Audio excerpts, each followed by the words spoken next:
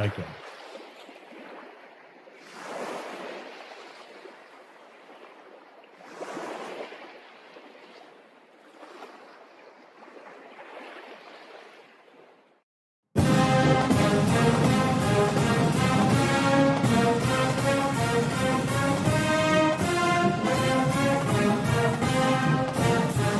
I knew you'd like that, Julia. Something a little different. Oh, yes.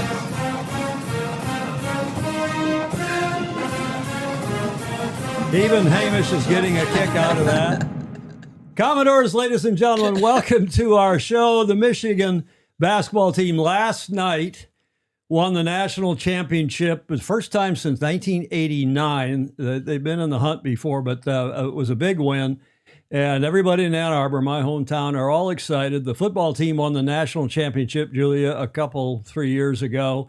Mm-hmm. And with any luck, the Michigan hockey team will win the Frozen Four. That's the Final Four of the national championship this coming weekend. While we're all watching Sail GP in Rio. Last night, Michigan defeated UConn 69-63. You know who's one of UConn's biggest fans is, Julia? Claire Harrington. She lives in Connecticut. She was cheering against me for her more or less home team. UConn, great team. That guy, the coach. Well, they have been doing great. Bobby Hurley, I think is his name. He's been to the national championship with that team in Eastern Connecticut, UConn, University of Connecticut, 3 of the last 4 years. Yes, I know. Unbelievable. That gets us to the starting line quickly for show number 922. Thank you very much for joining us wherever in the world you are. Happy Tuesday and happy International, Julia, Canada's Mascot Day. Any idea? We'll get back to that in a minute. Get your thinking cap on.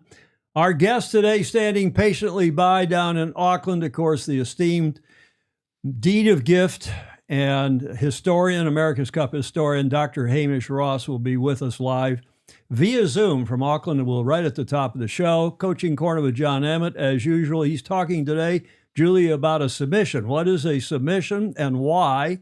And no, this is not his version of a wrestling or sex joke. Although I'm so glad to know that. You never know with John, right? Right. Bravo Zulu, BZ to the KDY, to the Danish Royal Yacht Club team of Jeppe Borsch, who won their close. It was a close match at the Macau Match Cup, but he did win it. So the veterans came through. We'll tell you about that. And then the last leg, I promised never to talk about locking the clocks until next, our fall, Hamish's spring. But for now, we have a maths professor from GBR, Hannah Fry, who is asked to opine on all this for us. So I've given her a bit of time. This day in history, Whiskey Tango Foxtrot, and of course, the fantastic Fozzie. Our fantastic Fozzie. So thanks, everybody who put up with a dark week. We didn't do a show last Tuesday or Friday. We were celebrating Easter. We were hoping that Hamish, he had some business work conflicts last week, and we could have done it Friday, but Hamish is, that's Saturday morning for Hamish, which isn't really fair, especially Easter weekend. And I was indisposed all week. But I'm feeling much better. Several other of the Fozzie are under the weather, Julia. What's that all about? I don't know. It must be catching. Well, I hope not. So I hope you're all in what do you say down under, Hamish? In good nick? Yeah, good nick. Good nick. Good shot. Good nick. Is that that's Commonwealth, right? That's Aussie, Kiwi, and Brit? Yeah, that's sort of a phrase. I wouldn't say it's too common. And good shape would probably be more commonly used. In good shape. Yep. Yeah, likewise, I think, for us. Are you in good shape, Hamish? I'm in fine shape, Tom. I'm delighted you are now in good shape because anything happened to you, there'll be a whole cadre of elderly yachtsmen wandering around their lives with nothing to do. I know. At least on Tuesday and Fridays. Well, it's really true. Show number 922. Thank you for joining us. I'm happy to be back. Our regular twice weekly show of yacht racing news, live show of yacht racing news, views, and notables. And we got 2 notables here today in Julia and Hamish Ross. Julia, what are we celebrating today? Oh my gosh, the otters? Close, it's a beaver. but no cigar. beaver. Hamish, any idea?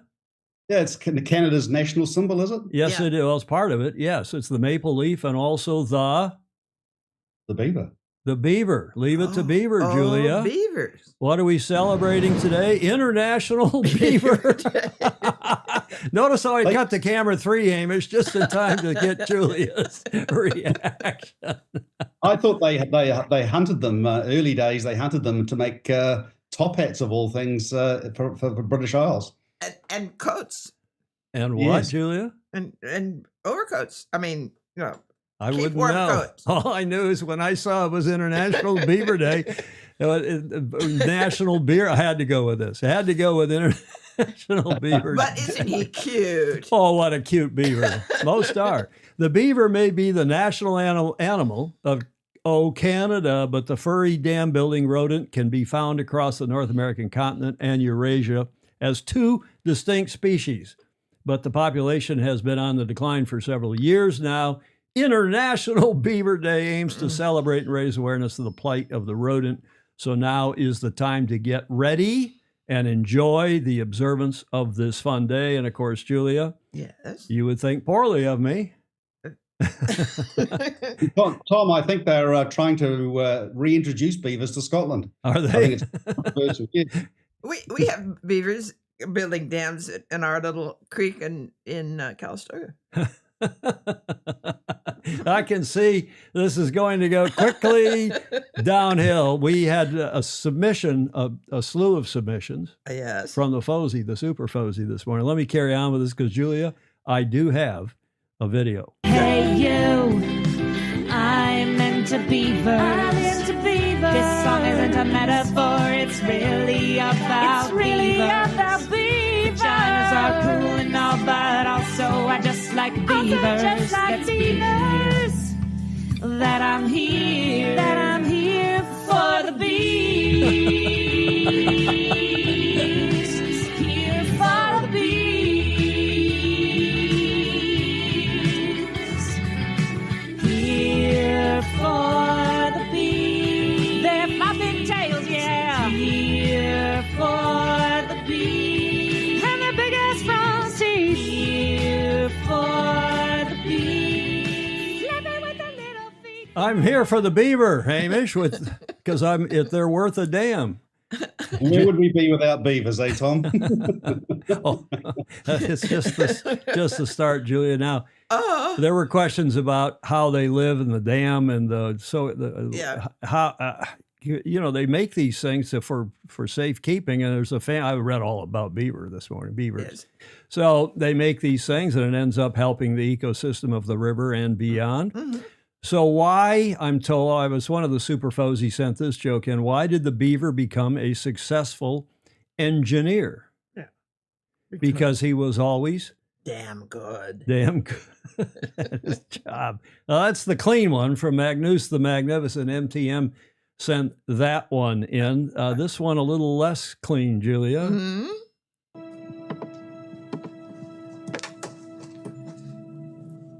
Nice beaver. Thank you. I just had it stuffed. Let me help you with that. Now, you know who sent that in? Mr. Doctor. Oh, did he? Mr. Dr. Andrew McIrvin sent that one. That's from apparently it's a famous scene in a juvenile delinquent movie.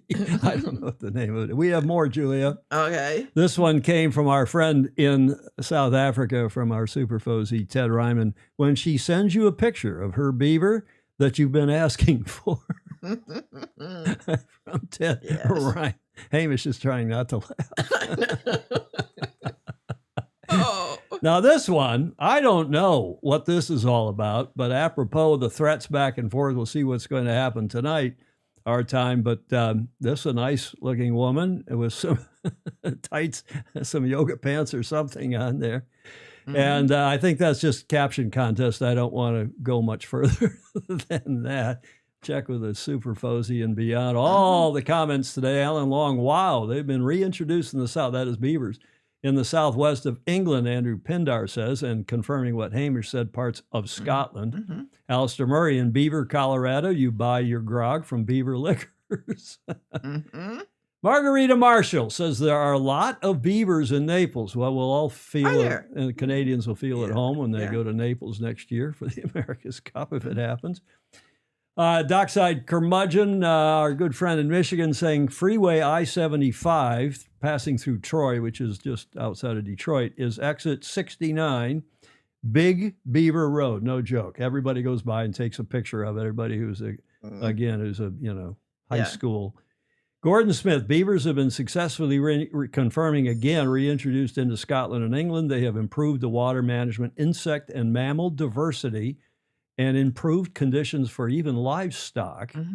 Jody Shields says, I've been doing beaver research for years. Amazing things. Dan Jaspers, Guten Tag, who lives in Germany, I think still. Yeah. Guten Tag, Tom and Julia V. Gates. How are you doing? Alles good. Is everything good? Yes, what a damn fine show. Love seeing you guys beavering. Oh, well, that's pretty good. Yes. Andrew Dolly DeVola says there is a booze company in Beaver Creek called Beaver Liquor.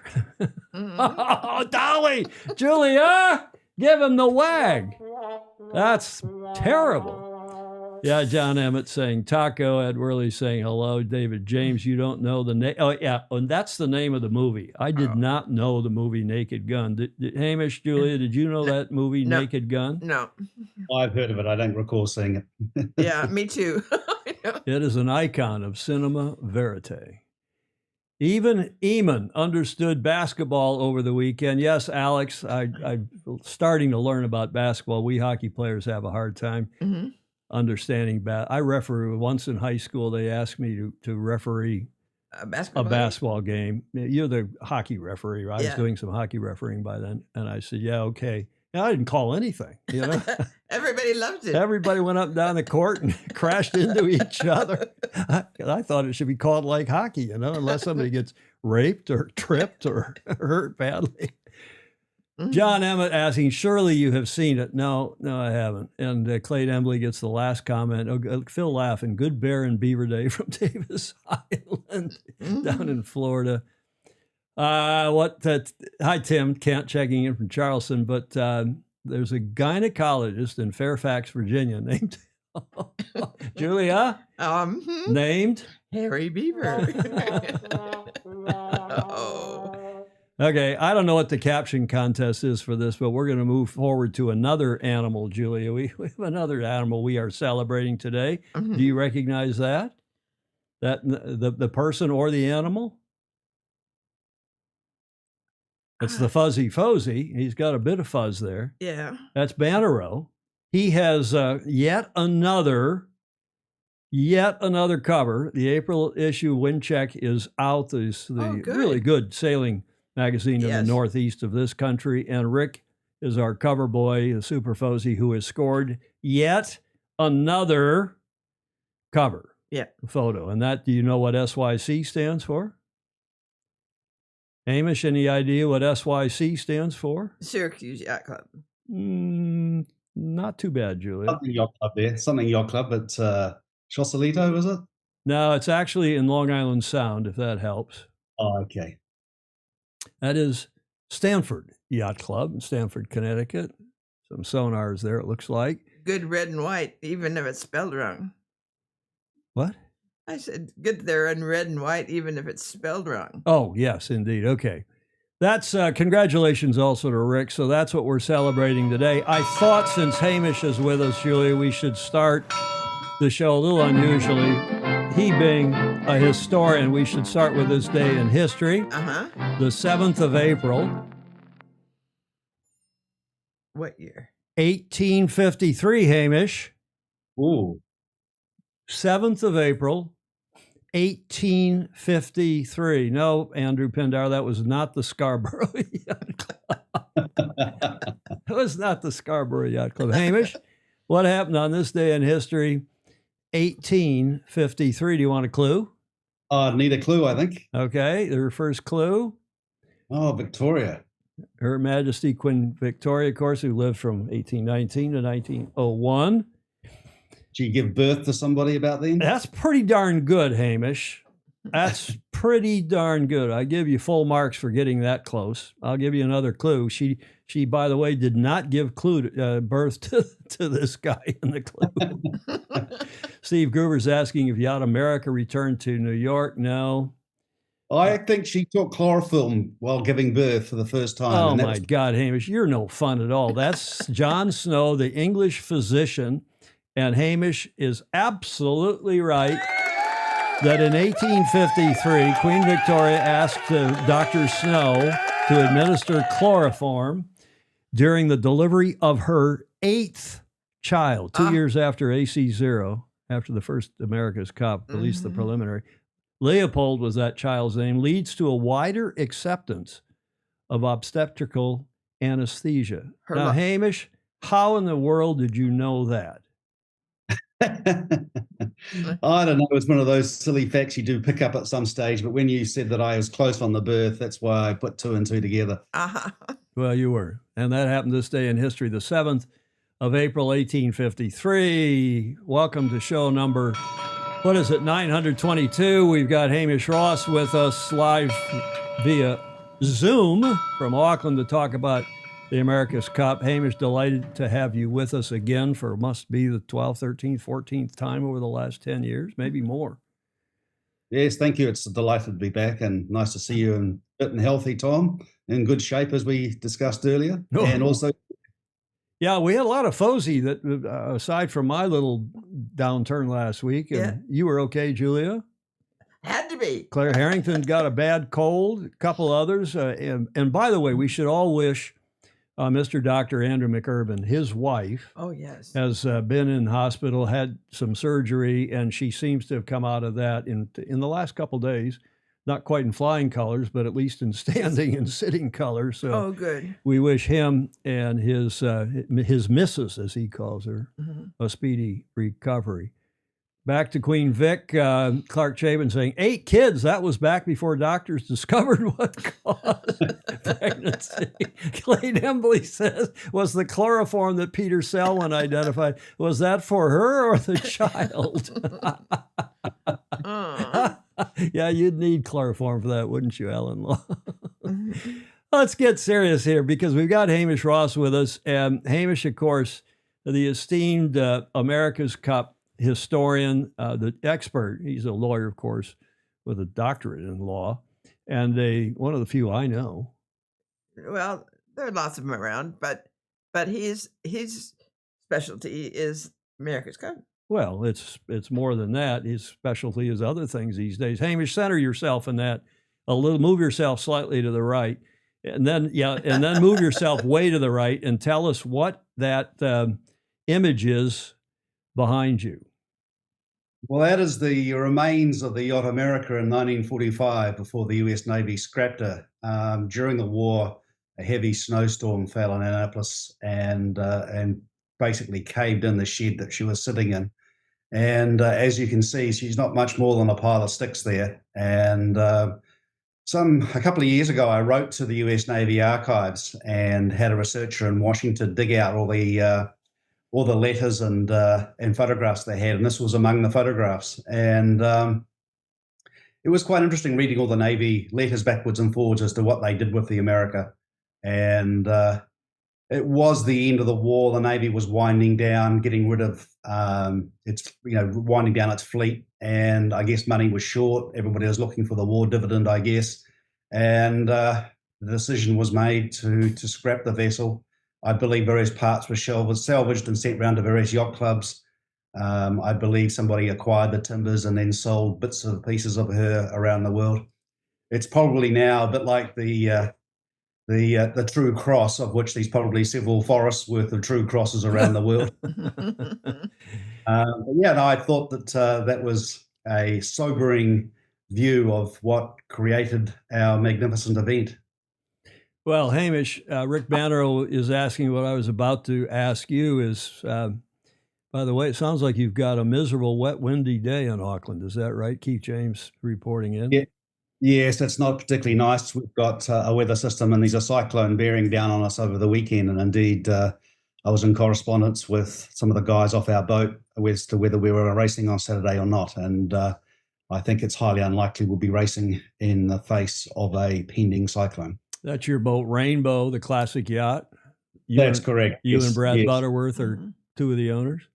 Yes, that's right. Brad Butterworth and also Chris Bazade and David Glenn. And she's 127 or 28 years old this year, so got to look after these old girls. Indeed. Is Buzide down there? Is he living down there? I thought he was in Newport, Rhode Island.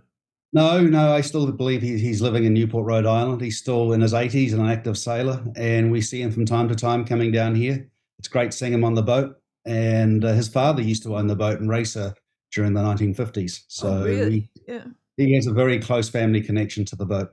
John Schaefer, Captain Jack, he's coming on the show, Julia. I've spoken with him in the last couple of days. He's going to come on the show soon with an interesting new project. Captain Jack, John Schaefer, I'm 50 feet from there. That is where the Yacht America met her demise right now. Ed Worley suggests that President Franklin Delano Roosevelt was keeping the restoration of America alive when he passed away in 1940. Have you heard that before, Hamish? I have. I believe he was a very strong supporter of retaining the America, and without his championship of the boat, that it probably helped lead to her ultimate destruction. Now, how about Magnus the Magnificent's April Fool's Day column the other day, where I was reading through it and believing everything. In fact, I talked to him afterwards. He said everything up to the point where he even the rector or the preacher, whoever it is, he's supposedly in the church with looking for the damn tiller of America. He says all of that is true, including the preacher. And then when he got to the tiller and he was going to give it to the states, and I knew he was talking about giving the tiller to the states, and some auction house had said it was worth, tell me what, £1 million. And then I knew, okay, we'd all been suckered in by this. It was a long story. long story. Did you see that, and were you suckered in? No, look, I didn't see that post. I'd love to see it at some stage. I do enjoy some of those posts. You sit there and go, oh, that seems a bit odd. That seems a bit strange. And eventually, of course, he drops. We'll talk about my April Fool's Day post in a minute. Andrew Pindar, Lord Scarborough, as we call him. It would be great if Hamish Ross could attend the Classic Yacht Symposium in Helsinki next year. Weren't you there a couple of years ago, Hamo? Yes, I was there. Was it last year or possibly even the year before? And I was talking about not only the America's Cup, but talking about the formation and the activity of classic yachting in New Zealand, where we have probably the most intact fleet of the world. Most of our yachts are Victorian and Edwardian yachts. And so it's a very fine collection of national treasures. Mm-hmm. Yeah, I was going to run a segment and I ran out of time putting something in about it, but our Fozy, I'd call him a super Fozy by now, John Lamberts Van Buren, who is one of the organizers, sent me a fabulous report because they had Kayard there, another one of our Fozy, and Peter Shipway was there. Mm-hmm. They had a huge crowd, a great turnout, and by all accounts, I've heard from various people who were there saying it was just, Hamish, like yours a couple, 3 years ago, a magnificent event. Oh, look, they are fantastic. And anybody who has an interest in yachting, perhaps a bent to the classic yachting, it's a part of the world that really values and treasures old wooden boats. And I would strongly recommend anybody with an interest like that is to make plans to be there. To be honest with you, I think tickets can be limited. And so you got to get in early to make the bookings. But hey, I strongly recommend it. It's one of the best events in the world. Lord Scarborough says, I missed that one. So Hamish needs to come back just for my benefit. I'd be more than happy to give a private lecture in Scarborough to his yacht club. Oh, good. Oh, there's an offer. Yeah. Alex D'Agosta, we're going to talk about Alex again on today's show, but he's checking in from Sestri Levante. I don't know where that is. Do you know where that is, Hamish or Julia? I assume that's in Italia, in Italy, but I don't know. Alex, nice to have you on again. We're going to talk about the cup here. In fact, shall we get into the cup, Hamish? By all means. Okay. I'll start with this statement, which I I've been getting into issuing statements lately so I don't have to reply to so many Facebook posts. And one of the Facebook posts in last week was about how mutual consent could be used to cover anything the challenger of record and the defender wanted to agree to, including something like ACP, which caused me to write this statement back to him and post it on Facebook. Read the deed. ACP is, to name only one, a glaring de facto deed amendment. Lawyers advising those involved have told them as much, which advice has been ignored, to say nothing of the outcries from deed experts around the world. I wonder who I was talking about, Hamish. Only those who blindly defend the clubs and people involved, or perhaps are involved and benefiting themselves, are trying to justify ACP and other obvious and odious transgressions, trying to justify that with the mutual consent clause. Indeed, read the deed. More on Tuesday's Sailing Illustrated, when my guest will be Dr. Hamish Ross, live from Auckland. Hamish, do you care to respond to that? Am I off base, on more or less on the mark, or? No, I think as I've mentioned before on the show, the mutual consent clause does have limitations. I mean, otherwise, to take an extreme example, if a defender and a challenger record decided that the cup would be decided on a round of golf or a tennis match, that would just be so that would essentially breach the intent behind the deed, the whole philosophy of the deed. So there are, and if you accept that that's not going to be possible, then there are limitations on the mutual consent clause. And I believe it's not a license to rewrite the terms of the deed. My view is that mutual consent clause allows you to make arrangements in some detail concerning a match between two yachts in a race or a series of races, and that's as far as it goes. It doesn't entitle you to change fundamentally the whole philosophy behind the deed of gift. It has limitations. Well, go ahead. Yeah, there is no legal guidance on this from the courts. It's never really been tested in court, except there is some language in the first Mercury Bay judgment, which was not appealed, and that was upholding the validity of the Mercury Bay challenge, where Judge Saparik said that she indicated in her language that there were some limitations on the mutual consent clause. So there is indirectly some language that supports the view that I've just articulated. Well, as you know, I agree with you and what you've just said. I even take it a step further in saying that the mutual consent default provisions, the default provisions in the deed, are the only things you really can mutually consent out of. Number of races, the courses, which are all spelled out. If you can't agree by mutual consent, here are the default provisions. But I completely agree, Hamish. The idea that you can change wholeheartedly the whole tenor and structure of the American and cloth, whole cloth, you can't do that. So that's we all agree on that, and I think we'll get into this some more as we go through this segment. A lot of interesting, cool people on here. Thanks to all of you for joining us again. Excuse me, D. Smith. Hello, D. Long time. He says that in Portofino. Yeah, it's near Portofino. That is where Alex DaGosta is. And likewise, Alistair Murray knew that, near Genoa. Steve Gruber saying, at least it will be warm and sunny in Scarborough, just like that. Yeah, Alex is saying it's near Portofino. Our yacht club, Pindar, is saying, was co-founded by Albert Strange. So very appropriate if Hamish is up for a visit. Sounds even better. Yeah, John Emmett, who's very progressive, is saying, yeah, some people would want them to play with wooden rackets. But, John, that's exactly the point. If you want to mutually consent to one class or another, a class rule, rating rule or not, yada, yada, yada, you can, Hamish, I got to get that and off here. Don't forget the strings are in catgut. Yeah, so I moved, thank you, Bing Bong. I moved the mouse, I moved the cursor off Hamish. Hello, Paul Homchick. Nice to have you on as well. Nice day here in San Francisco. So that was my statement last week in response to a Crotonic post on my Facebook page. But, everybody's entitled to their opinion. And And I, of course, had to respond.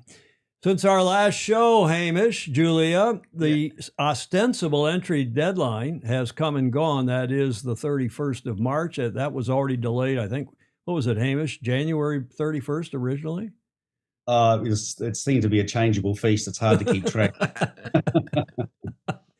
And to absolute surprise of nobody, although disappointment of many, me included, I was really hoping that Chris Poole would make it in one way or another. Sailing for the Sewanaka Corinthian Yacht Club, Riptide Racing issued this release on the 31st. Riptide Racing will not be challenging for the 38th America's Cup. I won't go through that whole statement, but with just over a year until the 39th America's Cup cycle begins, our focus, Chris Poole says, is now on carrying the momentum we've established forward into the next edition.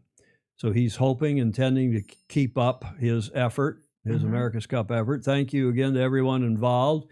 We could not have reached this point without you. We look forward to sharing our progress as we look to the 39th America's Cup in what he thinks will be 2029. Julia, Hamish, anything to say about Riptide Racing before we Not go? really. I think it's nice to see that people are lining up still to compete for the Cup. You can only applaud people's efforts. Sorry not to see them here this time, but I wish them the very, very best for the 39th. Julia? Yeah, I somehow cannot see this edition of America's Cup coming together. Well, we'll see. We're going to talk some more about that in a moment. Clark Chapin is saying ACP to the deed is like this here hatchet that George Washington used to chop down the cherry tree. We've changed the head twice and the handle 3 times, but it's still the same hatchet that George used. Hamish, remind me, we should talk about this CIC, the constructed in country rule, and how it's been gradually relaxed and so on. Yes. But let's stick to challengers for a moment, because the one we've been telling you about, the KK Challenge, as I call it, Karl Komarek, and I don't know if it's Komarek or Komarek, but he is a Czech originally. He lives now in Verbier in Suiza, and he is a billionaire worth $10 billion or so, born in what was then Czechia, worth $9.4 billion as of 2024, more than that now. He's one of the wealthiest Czech citizens and the founder of the investment company KKCG. You know, he runs, I'm sure you both know, we've reported this as well, he runs that big company within the gaming business. I'll tell you more in a moment. But he also has a maxi 100-footer, a super maxi called V Racing. And Mr. Doctor, Andrew McIrvin, says he's quite a nice guy. You know, he's never seen anything but positive things out of him on the maxi circuit.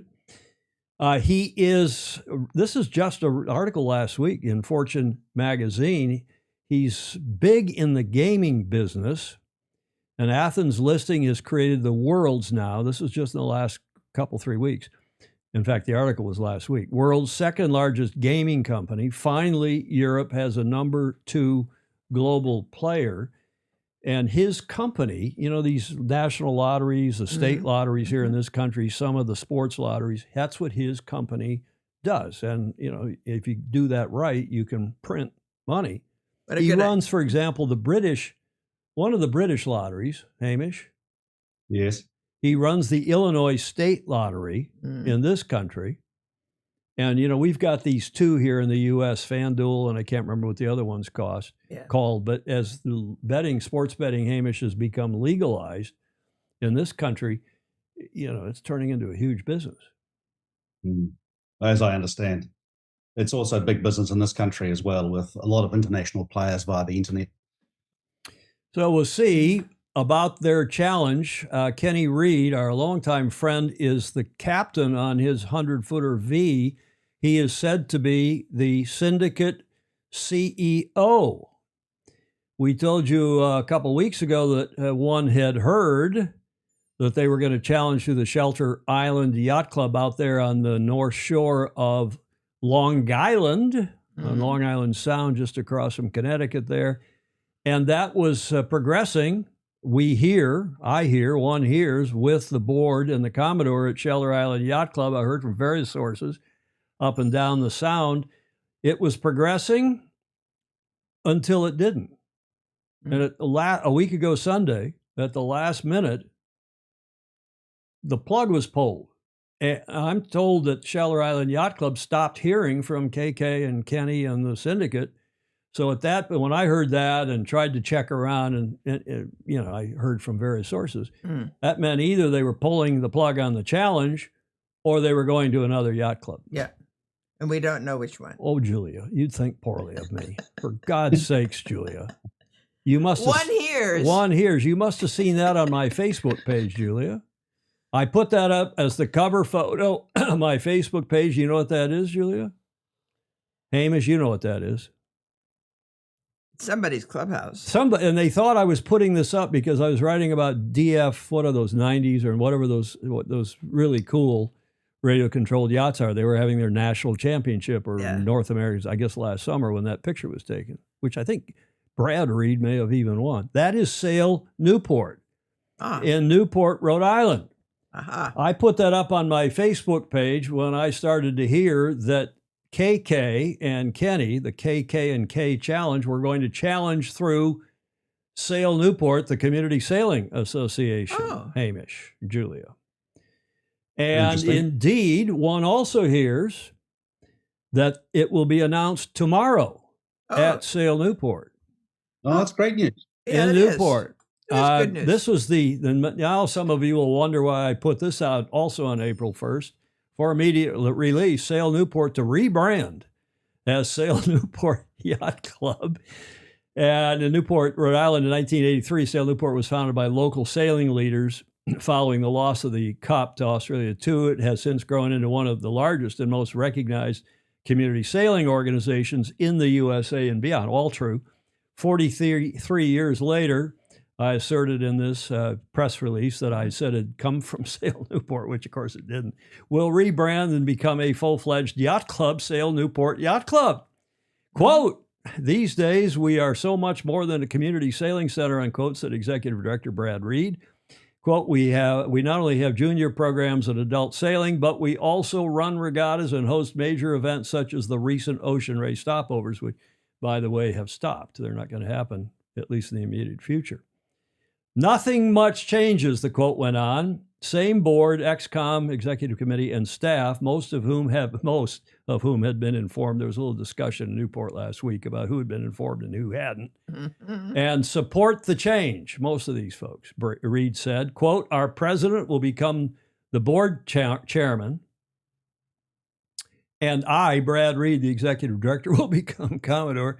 The org chart will be similar to St. Francis Yacht Club, who you know, Julia, has that structure of a board chair and a yacht club. Right. And a Commodore. Right. So I got very little feedback because either people knew it was Croutonic or it was a joke, but most people took it at face value and thought it was true, that Sail Newport was rebranded. Now, I put Brad, and I did it intentionally to put Brad in his feet to the fire, because if he denies it, he looks like a crouton when tomorrow they announce they're going to be a challenging yacht club. Whether they stay and say, I don't know if they're changing their name or not. Yeah. Sail Newport will probably just continue. Are they challenging in Dragonflies? Banner wants to know. And Pindar, that was the Sail Newport building. But one hears that tomorrow, the American, I think it's ARC. I was back and forth on that, so I split them. I said ACR, or is it American ARC, American Racing Challenge, will challenge via Sail Newport, and this will be announced. Apparently, they have made some kind of a buy-lease arrangement with American Magic for their equipment and also to train down in Pensacola, Florida at the American Magic headquarters. Hamish, Julia? I think that's great. That's very good news. And I wonder what the odds are that if they win the Cup, they'll host it somewhere else other than Newport. I think the odds would be small indeed, but you never know about bidding the venue out for, Oh, I hope not. I think they'd be lynched. They'd never be able to walk down Thames Street If that ever happened. If Brad Reed wouldn't be able to. Well, and I think part of what Brad's challenge is going to be, frankly, that the Sail, and I was part of the group that formed Sail Newport back in '83, Robin Wallace and Bart Dunbar and a few others, and proudly so. So it's with a lot of support that Robin Wallace, Dyer Jones, Bart Dunbar, they went up to Providence and started getting support from the state of Rhode Island. First, financial support, and then to get the lease on the property at Fort Adams, which is a state property, and they have a long-term lease. And of course, the thing under the two or three previous executive directors, and under Brad's leadership, he done a fabulous job. And especially Brad, who's been there 25 years, long time. He's also a Fozy and been on this show. Anything else? Okay, that's happening. One hears tomorrow. American Challenge Racing, or some such. I don't know for sure. If anybody knows, put it in, would you? John Schaefer's asking if Canada Challenge would the boat be named the Beaver. Pindar knew that was the Sail Newport building. Gambling needs more regulation, Alan Long is suggesting. Okay. What else here? I guess that's it. I think people were listening to all that and saying, I wonder what I think of that. Hamish, this was news 3 weeks ago. It still is very quiet indeed. There's been, I keep with my ear to the ground and all my various sources, I can't really find anything out about this situation. Apparently they are going to court, unless any of you watching knows better than I, or Hamish, you know better than I. What's your latest thoughts on the Challenger of Record maybe not having a boat? Well, I have nothing further to add. I don't have any further information for you, Tom. One would have thought the ownership of the boat would lie somewhere in their contractual arrangements they entered into when joining forces some years ago. So I'm a bit surprised that it ends up going to court. But anyway, if it does go to court, it won't be a quick fix, that's for sure. Well, John Emmett says this is now old, but okay, so what's going on, John? Do you have any more scoop than that? Mr. Doctor I've spoken with, if he knows, he's got his, he's a member of the squadron too, the Royal Yacht Squadron. Andrew McIrvin is. If Pindar knows, he's not saying peep.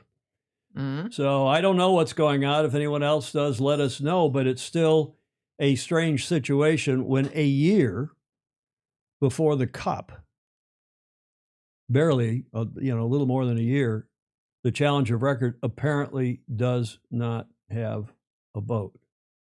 The point I'd make, Tom, is that the boat has most value now. And so there is reason to perhaps press ownership rights right now than wait until after the next Cup when potentially the boat's worth very little by comparison. Mm-hmm.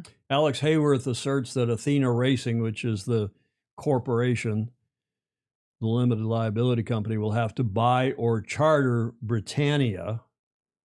I will see.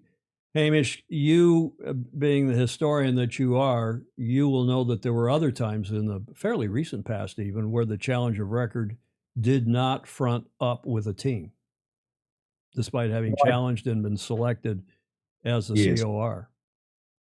I think that was in Fremantle, I recall. Wasn't the Challenger record never quite made it, and they were left in position as Challenger record? No, the Frio Challenger record was the Yacht Club Costa Smeralda, the Aga Khan's club, with Gianfranco Alberini as the Commodore and the head of that. They did a fabulous job as Challenger record. Then the next, after Dennis won and took it back to San Diego, and then they hired me to go out and run the Challenge of Defense, rather. The Challenger record was the Royal Perth Yacht Club. Yes, that's right. Dr. Stan Reed was our Challenger record, and they didn't front up with a team. And then we took that group, and with Stan leading it, Dr. Stan Reed, a great guy from the Royal Perth Yacht Club from WA, created the Challenger of Record Committee. So there was still a Challenger of Record, the Royal Perth Yacht Club, but it really devolved into a committee. I can see your legal brain going now. The wheels are turning in that head of you. And of course, there's one or two other times when that's happened. We won't go into Yes. Bill Wingrove is asking, I guess that no one does not know the language of the agreement over the details of the boat. You would think, I think somebody who knows Bill Wingrove down in, normally in Tampa, Florida, Alex Hayworth, who's up above in the comments in the chat, Athena Racing Limited, meaning Ben's outfit, Sir Ben's outfit, has no ownership rights. And, if he did, I think they would be modifying the boat. This thing would be a non-issue. But the fact that Ben seems to be, not perplexed, but kind of throwing his hands up in the air and saying, well, but wait, while Sir Jim is saying, I'm suing you. Mm-hmm. That boat belongs to me. And I assume, Hamish, as you said some time ago, you think this is Sir Jim saying, hey, pay me, and I'll let you use the boat. This is just, I'm sure that now Ben's got other sponsors behind him. Is an opportune time to press his ownership rights to the boat and extract, if you like, the value that he believes it has.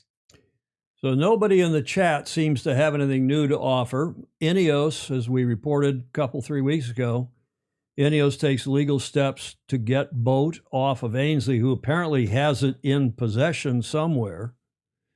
Alex Hayworth says the asking price is $12 million. How fast could Athena build a new boat? Fritz Mueller asks, well, that's not permitted. You got to use an old boat, or you've got to use the plans under the protocol. You got to use plans to an old boat and build that same boat again. That is, I believe, Hamish, a provision in the protocol. Yes. But you got to have the plans to a British boat. Can't be plans to an Italian or American boat. And if Sir Jim owns the boat, he probably also owns the IP, correct? Yes. Well, he could also buy a foreign boat, I believe, under the protocol and put a new nose on it and thereby rechristen it, renationalize the boat. How much of it's just really literally the first 3 meters, right? That you got to renose the boat. Exactly. It's probably one of the most absurd protocol provisions I've ever seen. Let's talk about what you and I like to call the CIC, I think I coined that phrase a long time ago, the constructed in country provision in the deed of gift, which has been, shall we say, honored in the breach. Hamish, on and off. What's your view on the CIC and the latest version of CIC? When was that? Well, as you know, Tom, under the deed, there was a requirement that the challenging yacht must be built in the country of the challenging yacht club, and the defending yacht has to equally be constructed in the country of the defending yacht club. Over time, we have seen some refinement or redefinition of that. In recent times, it's been the lamination of the hull, freeing up the ability to obtain sails and rig and other items from other parts of the world. And of course, when you have no mutual consent, as we had as recently as 2010, that comes into play. And you and I, Tom, went in jousting as to what the definition of construction in country meant in terms of every part of the boat, every rivet, every nut and bolt had to be made in country, or was it the actual assembly of various parts sourced from anywhere to create the yacht? So that never actually got to court, that argument. So there is very little legal jurisprudence on the definition of construction in country. I would venture to suggest that it would be very difficult for many countries to compete in the cup in a pure construction in country rule where everything had to be made in the country concerned, particularly in this rather globalized world. But now we have a definition where we've now basically put the boats on the open market, and you can buy, let's face it, a New Zealand Challenger, well, not we can have one, but an Australian Challenger can buy an American boat, put a new nose on it and call it an Australian boat, which kind of is a bit absurd, really. And I don't think, push comes to shove, that it would be upheld as satisfying that clause. Well, that's an interesting segue into, if I may, you want to say something else?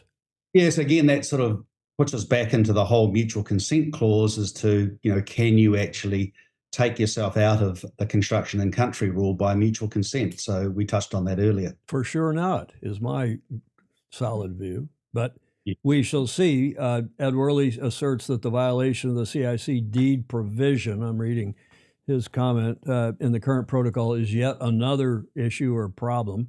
Alex Hayworth is saying Oakley have also loaned money to the team to progress on top of buying equity shares, but they're not technically, quote unquote, a sponsor. Does the Schaefer, Captain Jack, does the Italian boat have a Roman? No. Oh. While we're talking about other challengers or lack thereof, one hears there's another challenger, and in addition to the KK Challenge, American Challenge Racing, or whatever their ACR, whatever they're going to be called, challenging through Sale Newport, and it was not widely, but it was reported by some of our friends in Italy that Vincenzo Onorato, whom you know well, Hamish, from a couple of cups for which he challenged. What was the name of his team? Mascazoni Latino? Yeah, Mascazoni Latino. And that he was beavering away to try. Sorry, I can't help I'm such a juvenile delinquent. Yes, So you are. He was working hard to put an Italian challenge together, and that was one of the, Hamish, I talked to you the other day when that release came out of ACP, and I said, I've texted Magnus the Magnificent. I said, you use the word, Julia, forgive me, swell. The number of challengers is swelling. I said, that sounds like another dozen challengers, Magnus. And he said, well, I can't say how many. One hears reliably, there are two that have sent in their official. We'll see if they've really sent in their money. These still may not materialize. As some of you know, I think, Hamish, in fact, was it Royal New Zealand? And maybe it was one of my, it may have been my 92. I say mine when I'm running the defense in San Diego. I think we got 6 additional challengers right up against the deadline, none of which came to fruition.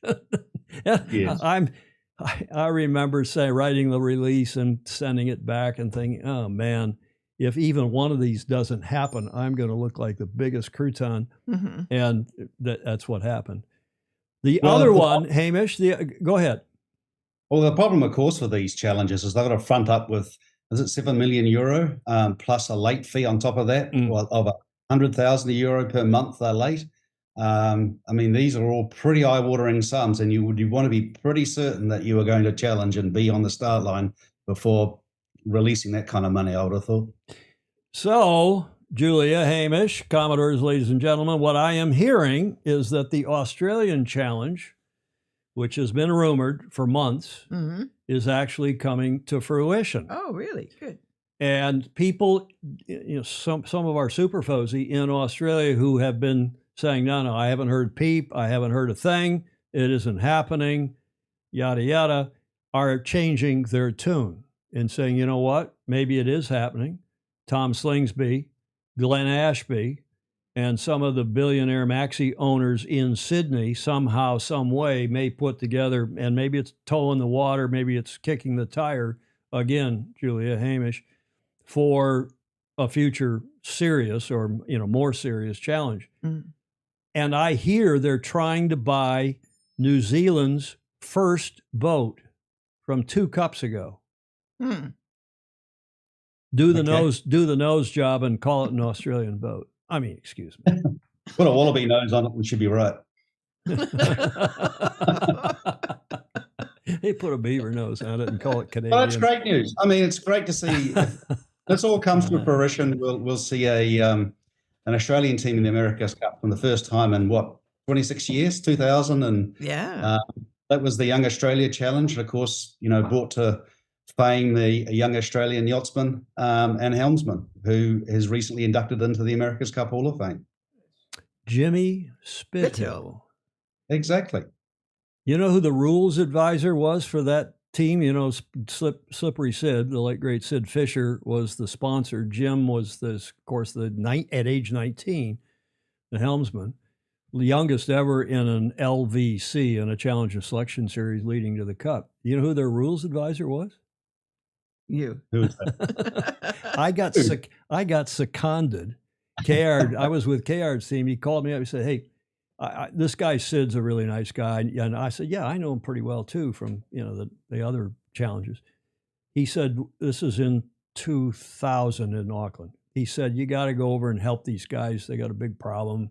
And I can't remember what the problem was. It was pretty minor as it turned out, but they didn't know their, what from their ankle about rules. So I go over and I meet Jimmy, and Sid I'd known, and Sid was always very nice. If I get to Sydney for some reason, he'd take me to tea at the Royal Sydney Yacht Squadron. I mean, just Nice. great guy. So I went over there to their compound, which was basic to say the least. And I can't remember their problem. It was something about using old sails or their sail count, or I don't know. I solved it, and that was that. But Kayard said, "Yeah, we've made a deal with them. They're not going to shit fight us in return for you going over there to help them." I think the real truth is, Tom, you were gathering forces against young America. Not yet. Not at that point. But we did, as you know, Hamish, we did ultimately with some success. Who was the rules advisor for Young America in that campaign? I don't know. Somebody at what he was doing. I got, forgive me, I'm going to repeat the story. I've told it once before, but I showed up down there kind of late because I was doing Formula One back in Europe, and I got the call from Kayard, "We need help. You got to come down here, help me out." And I thought I was going down to help Dennis. And Kayard calls and said, "You've been traded to me." So what do you mean I've been traded to? Yeah, Dennis has run out of money or can't afford your high salary. Well, it was not a high salary. You got to come down here. And they had a rules problem, and they really did have a rules problem. You got to get down here as soon as possible. The late, great Bob Billingham will call you, arrange your flights, pick you up to the airport. You'll be all taken care of, but get down here. When can you be here? Tomorrow. Yeah, I mean, we'll leave on the flight tomorrow. I'll be here in 2 days later. So I get down there and help Kayard, and I go to the first protest meeting. Yeah. Meeting of the rules advisors. I can't even remember what the hell it was. And in those days, it was a novel feature, Hamish, in the 2000 campaign to have open protest hearings, right? Each team could send an observer in to watch the protest while the two parties did their thing in front of the jury, yada, yada, as long as you weren't participating, as long as you weren't a witness or somehow otherwise a party to the protest. Anyway, I show up and I'm in my sailing clothes. I've gotten my brand new, they must have been crunchy America one. And I walk in there and they're, "Oh, hi, how are you? What's the name? Alessandra Ponderese," and all these different people in the jury. And there's this guy over in the corner in a 3-piece suit and wingtips. Wow. Huh? He is dressed to the nines. Looking like a lawyer, like he'd just come off Wall Street or off of Madison Avenue law firm or something. It was Hamish. He'd just come from his office at Bell Gully, the big city law firm, and one of the couple of big city law firms. And he was dressed to the nines. And then I saw him take his tie off, and then he gradually took his jacket off and put on some kind of a vest or something over that. Yeah. I'll never forget it, Hamish. Well, and I've got to tell the other part of the story is that after meeting you for the first time in that jury room as an observer, I said, I went to John Marshall and said, "Oh, who's this gentleman, Tommy? He seems to be holding court there." And they said, "He ain't no gentleman." Well, and I'd done battle, not against, but with John. I mean, we'd gone to war on behalf of Dennis in 88. And then, of course, in 92, he was, okay, we digress. But Alistair Murray is saying if there's an Australian challenge, I'd love it, but I hope I'm wrong, but I can't believe there will be one. And I'm hearing, Alistair, Mr. President Emeritus, I'm hearing from a senior serious Fozy that, in fact, they're working hard on it, and it may happen. I'm not sure it has happened yet, but it may happen. They'll probably have another entry deadline extension. Mm-hmm. Steve Groover, I can say with authority that Young Australia 2000 was a meager campaign. Jimmy grabbed it, and look where he ended up. Good point, Steve. Yeah. Mm-hmm. Mark Horton Reed asking, what AC-75 did Alinghi buy? Wasn't it the first NZ boat, or was it Lunaros? I don't know. Maybe somebody else in the chat knows, Mark Reed. Yeah, and of course, Ed Worley's asking the basic question, where are all these coming from? So Alex Hayworth is saying the Naples concrete, meaning that base over there in Bagnoli, won't be ready for 2027. Yeah, yeah, I think that's probably right.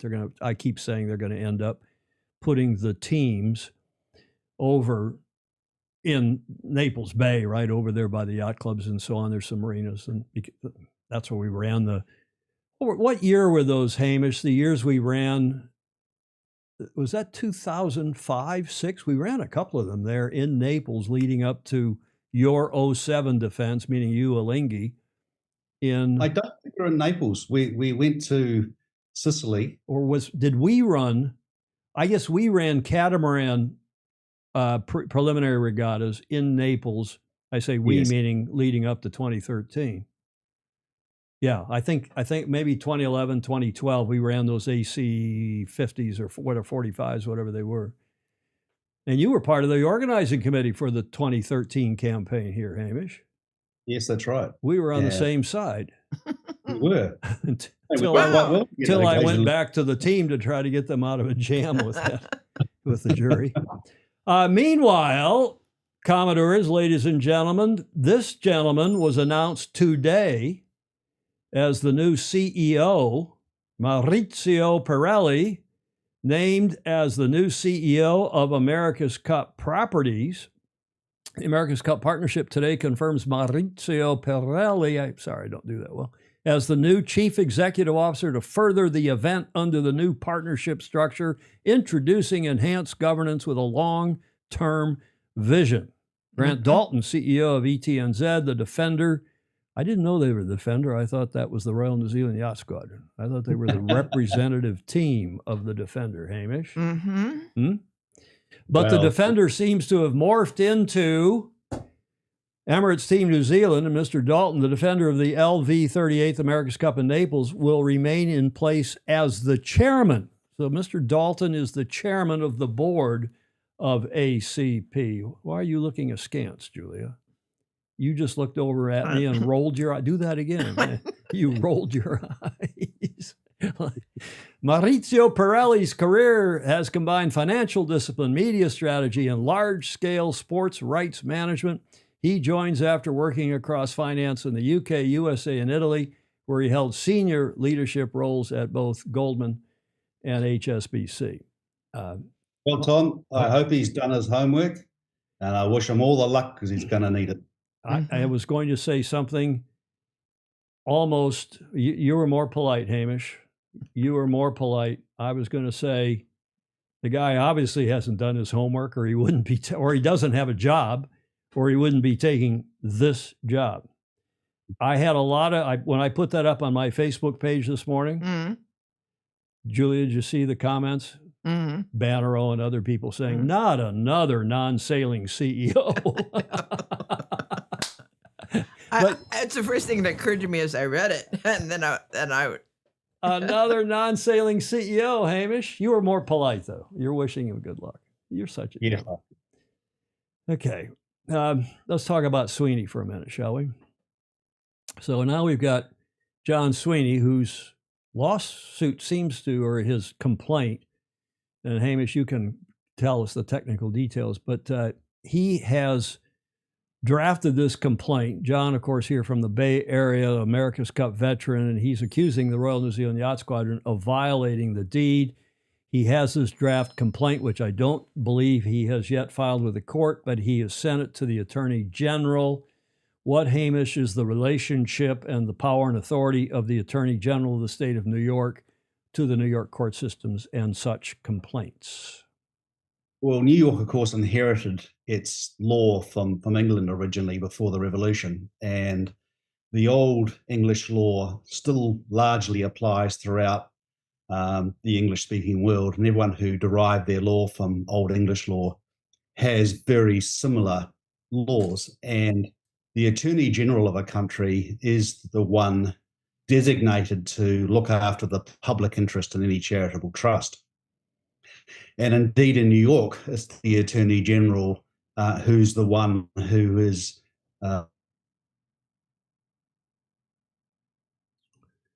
we're losing our connection with Hamish, hopefully only momentarily. Start over the last couple sentences, Hamish.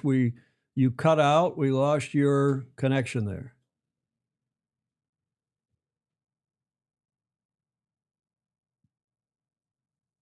Hamish froze up here for a second. Let's see if it can. I still have a connection at this end.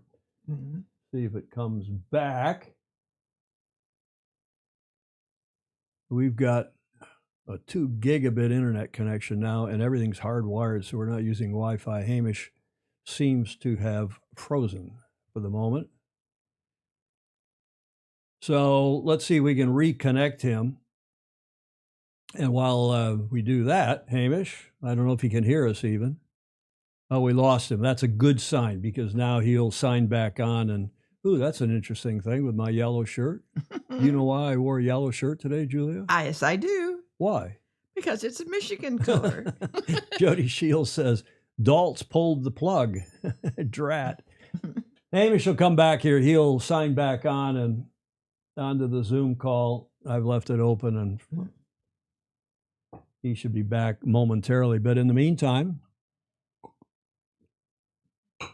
while we're waiting. Big Bong said that ETZ, New Zealand's first boat, was, God, I lost it. Boat O, and it didn't race at all. Boat 0. Yeah. Yeah. Okay, we'll see if we get Hamish back, or if he's had an internet meltdown down there in Auckland. I certainly hope not, or no other problem.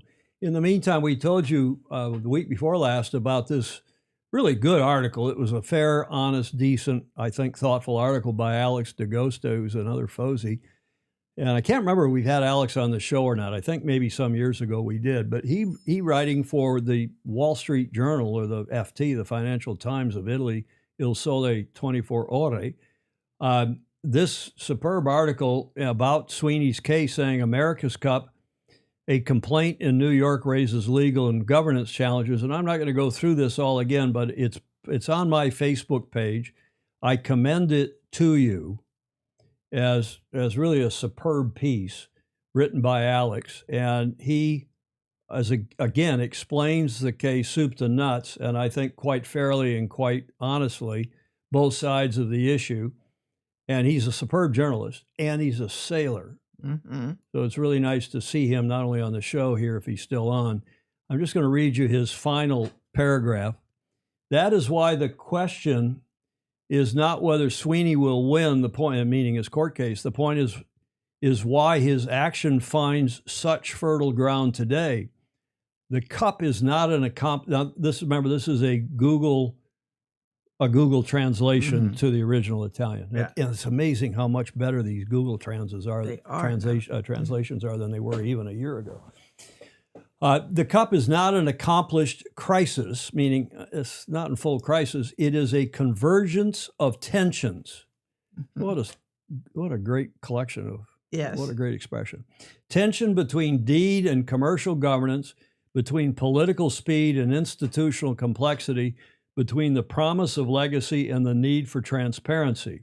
Mm-hmm. If the organizers really want to protect the Naples 2027 edition and at the same time, the historical value of the event, the smartest response is not to close themselves in silence or treat any criticism as hostility. Mm-hmm. It is to raise the level of transparency, good point, as which there's been precious little, make the relationship between trust protocols, agreements, the ACP partnership, 700 pages, and the allocation of resources more legible. In an event of this scale, destined for an area that deserves to express it at its best, meaning Naples, governance must be at its best before the boats hit the water. Now, I thought that was a great summary. Yes. And a really nice job done by Alex. I'm looking to see we have Hamish back on here, not so far. Okay, maybe they had an internet meltdown in the weather down there. I hope he's okay. I hope they didn't have an earthquake or something. But we'll press on here. My statement. Did you try to call him? No, I haven't. But he'll ping me here. I'm looking for texts even from him. I haven't seen a text. My statement that kicked this whole thing off the other day, after I learned about John Sweeney, subsequent to this complaint being filed and talking about it, I wanted to point out, and I want to point out again, the key sentence in the deed of gift that gives John Sweeney, I think, a lot of leverage. Some of the other stuff he's talking about is surplusage. Some of it is him throwing stuff up, mud against the wall to see what sticks and doesn't slip down and hit the floor. The point, however, and I think he's right, is that this is the key phrase in the America's Cup deed of gift up there in the first paragraph. It is distinctly understood that the cup is to be the property of the club, subject to the provisions of this deed, and not the property of the owner or owners of any vessel winning a match. And I assert again that in clear violation of the deed of gift and New York state law, the Royal New Zealand Yacht Squadron have delegated their trustee duties and responsibility, hence ownership of the cup, to their winning team, Emirates Team New Zealand. In turn, ETNZ have sold the cup, on-sold it to a new corporation, the America's Cup Properties, which by their own admission was established for the express purpose of commercially exploiting the America's Cup, again, clearly contravening the deed. Mm-hmm. And I think that's the point that gives John Sweeney his complaint, and anyone else who joins in on that gives them a lot of leverage. And it may well indeed end up in court. And what if we get Hamish back here? I don't see him. Hope he's okay. But what we were going to wrap this up with was his analysis of the trusteeship of Royal New Zealand Yacht Squadron's trusteeship, which I assert has been the worst trustee in the history of the Cup, and whether or not Hamish, thinks John Sweeney's got some leverage here or not, and what exactly is the role of the Attorney General, what can he do or not do, and we'll maybe get him back to explain all that. Again, I don't see him on the Zoom, so it'll be interesting to see how this plays out. I think John Sweeney's got a lot of leverage. I think there are others who may join in ultimately in support of his concern about the direction that the trustee, the Royal New Zealand Yacht Squadron, which I continue to assert is the worst AC trustee in the history of the Cup. I think every time I think about that, I remember that the club was not excited to do it in the first place. Which club? Royal New Zealand. Well, I think they were. I think they were very excited to do it.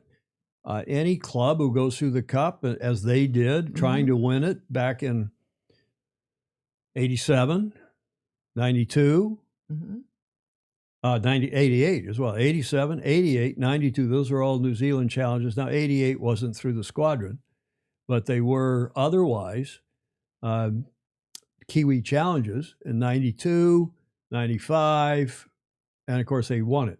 Royal New Zealand Yacht Squadron won it in 95. So it was 87, 88, 92, 95, of which at least 4 of those were Royal New Zealand, or 3 of those were Royal New Zealand Yacht Squadron challenges. So I'm sure they were plenty excited to have it. And they did a fabulous job in 2000 and 2003. Won it again in 2000, lost it in 03 to Alinghi. So I think they're plenty deserving and a great club. And I'm sure everybody in the club, Julia, has a heart of gold. I'm sure that's true. Come on. Mark Reed asks, what prevents a yacht club designating responsibilities to their team? Isn't that what SNG and GGYC basically did? I can't speak to SNG, although, SNG was all there in Valencia 07 in a big way, and in 010. Their flag officers were there. To what extent they were rubber stamping or otherwise approving the decisions made or the recommendations made by Alinghi, I don't know. But I can damn well tell you that in our case with GGYC, leading up to 10 and to 13, GGYC, well, actually since 2003 when GGYC became a challenger, Melinda Erklands before me served on the board of directors, kept the board of directors informed, and was very careful to get the board's approval of anything that was a matter of trusteeship. And I can assure you that in our case, when I was on the GGYC board, Hamish is back. Yay! Hamish is back. No idea what happened there, Tom. But Some thanks. nefarious interference. Thank you for getting back. We were worried about you. You had an earthquake or a typhoon or something. The typhoon had come early. So, Hamish, I was just saying that people are asking, well, what about SNG and what? I don't know. Hamish maybe can speak to SNG and whether their board was approving Alinghi's recommendations or decision. But I can guarantee you, as Hamish knows, because I kept calling him up and consulting him, now that I was back in charge of ACPI and so on. And we at the GGYC board more than once when Larry, this is before Russell's time even, when Larry wanted to do something, we'd put it to, the Commodore, myself, we'd put it to the board, we'd discuss it, and then there was a little bit of angst or maybe a lot of angst. We'd go back and say, can we do something else? Can we do it this way or that way? And, the board, and I documented every one of those decisions and the press releases about trusteeship and about the yacht club and challenging all came from literally from the yacht club, not from the team. Hamish, I'm asserting that your former yacht club, of which you were a proud member for many years, is a fabulous club, did a great job up until the last couple of cups.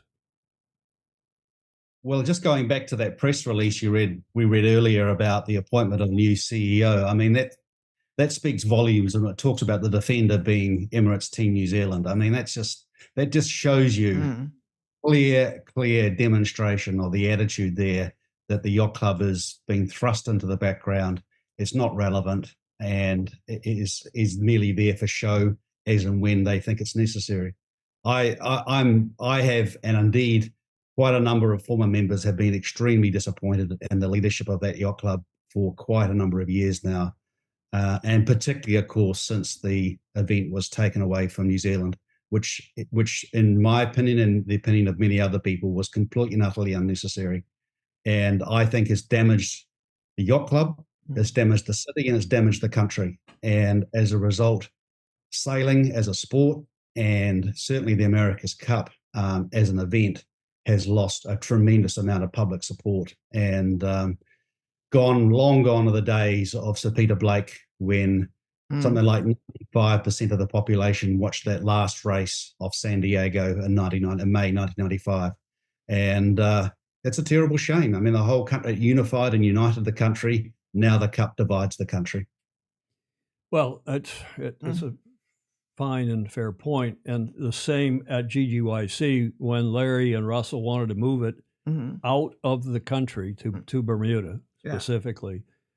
We discussed that at the board, and I tried to convince the Commodore to join me and say, hey, we can't let them do this. We got to run it either. And so we'll find the money we'll raise the money. We'll find it somehow in San Francisco. And if we can't find it here, we'll run it in San Diego because we could get the money down there, or we'll run it in someplace, New Orleans or in Charleston, someplace in Florida or in Newport. I'd already gone and met with the governor in Rhode Island. They were all set to go. Hey, run it here in Newport if you can't run it in San Francisco. But to go offshore, go to Bermuda, that's when I quit, as you know, Hamish. Yes. Well, we all quit various yacht clubs and posts at that point. Okay.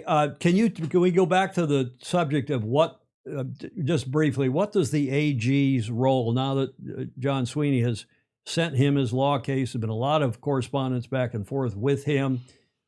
I don't know if it's true, but one hears he has contacted the Royal New Zealand Yacht Squadron and asked them some questions. I understand they have not yet replied because I'm sure they sent it to the team. The team sent it to their lawyers, yada, yada. what's going to happen? What power and authority, Hamish, does the Attorney General have vis-a-vis the courts and vis-a-vis charities that are under their aegis here in the state of New York? As I touched on earlier, the Attorney General has a responsibility and a duty to oversee charitable trusts and to make sure they comply with their founding documents, and in this case, the deed of gift. Now, I'm aware that John Sweeney has filed some draft papers with the Attorney General and has obviously given him a lot of background information. In the normal course of events, one would expect the Attorney General's office, and by the way, this is through the Charities Bureau, which is a division, if you like, of the Attorney General's office, would be asking a number of questions and comments from the trustee. And as you correctly surmise, it's not difficult to imagine that communication went from the squadron to Team New Zealand to its lawyers. Did you hear what he said, Julia? It's not incorrect to surmise. And thanks, Hamish. Yes, thank you. Carry on. All right. And one would imagine that they are working on a response if they haven't already filed a response, and then the Attorney General will weigh that against the evidence that he has and decide his next steps. So he may choose to do nothing. He may choose to launch proceedings to bring the America's Cup back into a more compliant arrangement. And John Sweeney in his complaint has raised a number of issues, if you like, live issues in relation to the deed of gift. So as I've mentioned on the show, a member of the public cannot basically intervene in a charitable trust. It's expected that the Attorney General will do so in the public interest. However, if you have a greater than public interest, you can be given, with the court's permission, standing in order to appear and pursue a complaint. That would typically be a defender, for example, or another challenger. It would be a challenger record or another challenger, or somebody with a very close connection to the event itself. I would think that without the Attorney General's support, that Sweeney's complaint would have some difficulty in getting over that hurdle, as I've said before. But it sounds like the Attorney General's taking the complaint seriously. He's asking questions of the trustee, it seems, and we're waiting for those questions to be answered, and I guess some decision making on the part of the Attorney General as to what next. I have spoken with a senior serious attorney who's not connected to this thing. He's not non-sailing. Well, no, he's a sailor. He's a hell of a good sailor. He's a leader in the sport and a good friend. You know him, Julia. I'm not sure Hamish does. Mm-hmm. And I said, because Hamish and I both, I'll say it bluntly, have wondered if John Sweeney has standing, which is the legal term. Hamish, you and I have discussed that now many times. But this lawyer, who again is not connected, he's not even a New York lawyer or a LA or a San Francisco, he is an American. He says, yes, of course he has standing, because he has a financial interest which is being harmed by their unwillingness, their violation, abject violation of the deed of gift, meaning he's not able to challenge if he wanted to. So he said, no, the AG and the courts are going to follow the money. They're going to look more at the money than they are at some abstract legal theory about who has standing or who has not, because they're not a former trustee or a former challenger but he says he thinks he will. But let me ask you this, Hamish, what can the AG do? They can't act, though, against Royal New Zealand Yacht Squadron. They couldn't give RNZ the flick, can they? Don't they have to go to the court to get that kind of action? Or can the AG give them the flick, and then RNZ would have to sue to go back into the New York courts to try to get reinstated? Well, first of all, there's a number of issues you've raised there. I mean, what are the remedies against an errant trustee? The court could make a number of orders in terms of how the trust is to be administered, and an ultimate sanction would be to remove them as trustee. and putting in place another trustee. Who that trustee might be would be entirely open to question. Obviously, that trustee would need to be willing to take on the responsibility of it, and they in turn would be answerable to the Attorney General and to the court. So, I think there's a lot of water to go under the bridge before we could foresee a potential removal of trusteeship. I think that would be a fairly serious step, but not an impossible one where breaches of trust have been quite serious and ongoing. And one would have thought that an order from the court to administer the trust in a certain way would be taken seriously. Of course, the ability of the New York courts to enforce its orders against a New Zealand registered society opens another legal question. Mm-hmm. One would have thought that removal of the America's Cup from the Royal New Zealand Yacht Squadron is not beyond the bounds of possibility if they are found to have breached their obligations. Mm. And then, of course, that begs the question as to whether, under the deed of gift, if a club is unable or unwilling to serve as defender trustee, doesn't say what happens if you get the flick. What happens if you're unable or unwilling? It goes to another club in that country that is willing and able to defend. And then it says if there is no such club, then it goes back to the previous trustee defender, which would be GGYC.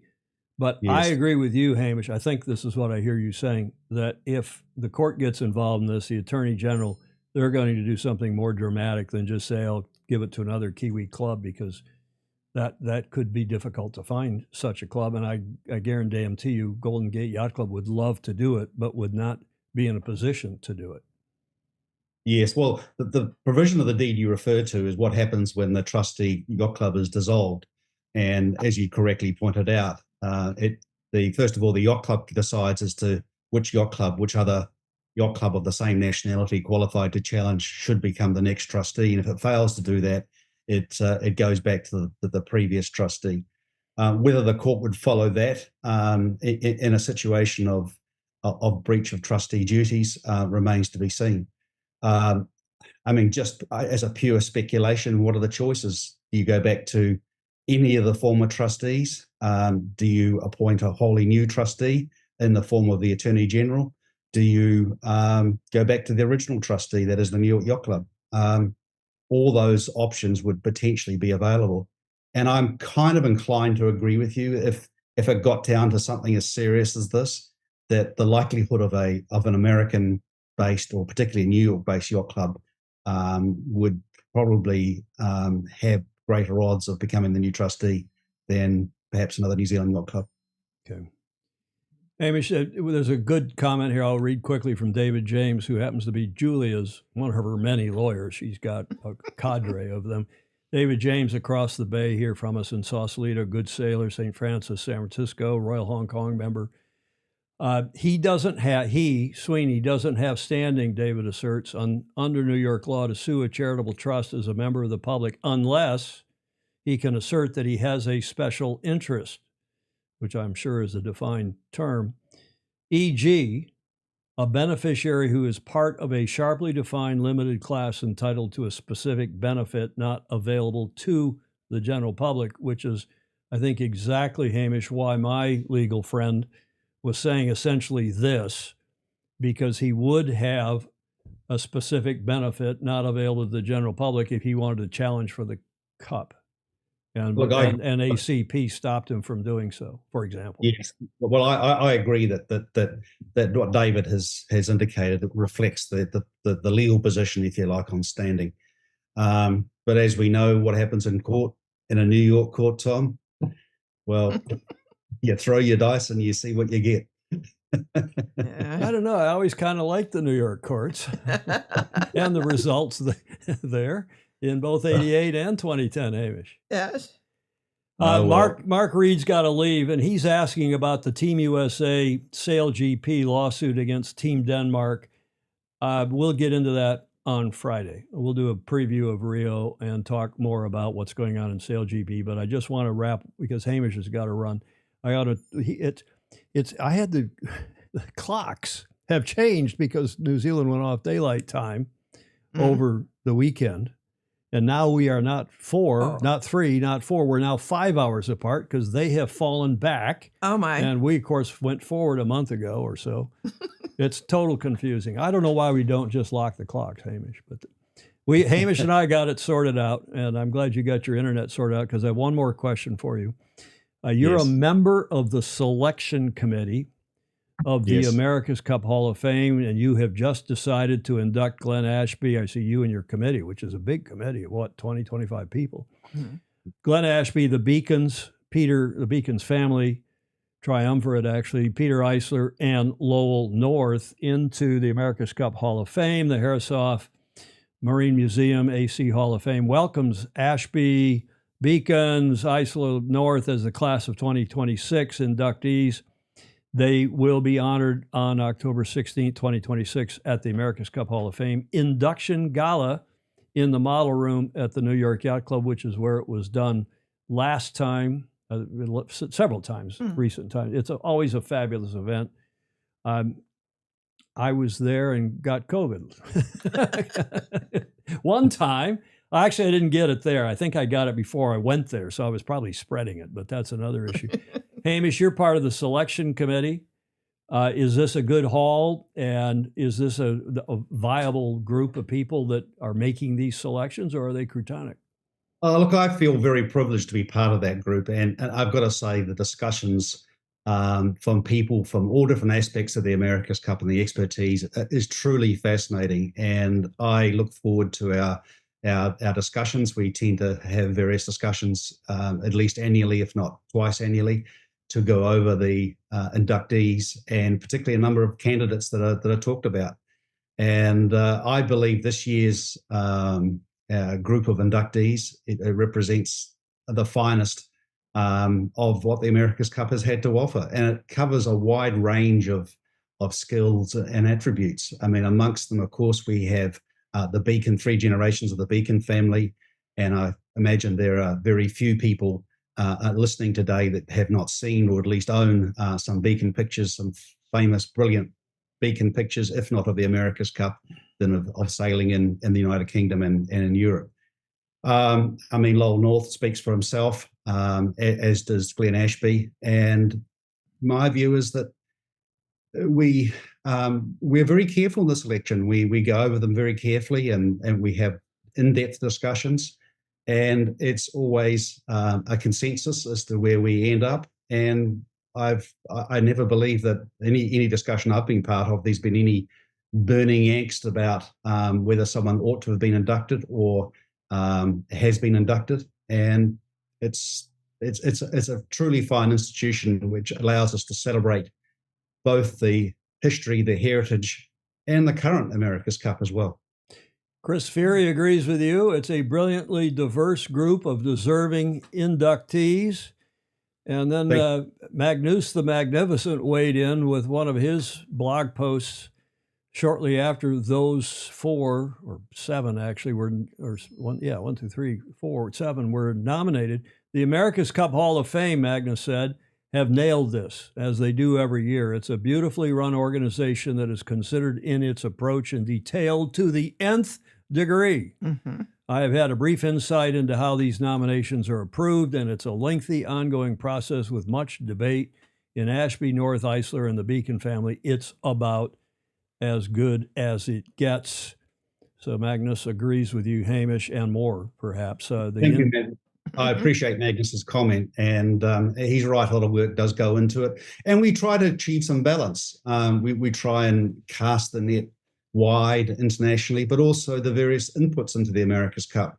I mean, in recent years, we've inducted race officers, we've inducted jury members, we've inducted people behind the scenes that don't get the limelight that perhaps a helmsman does.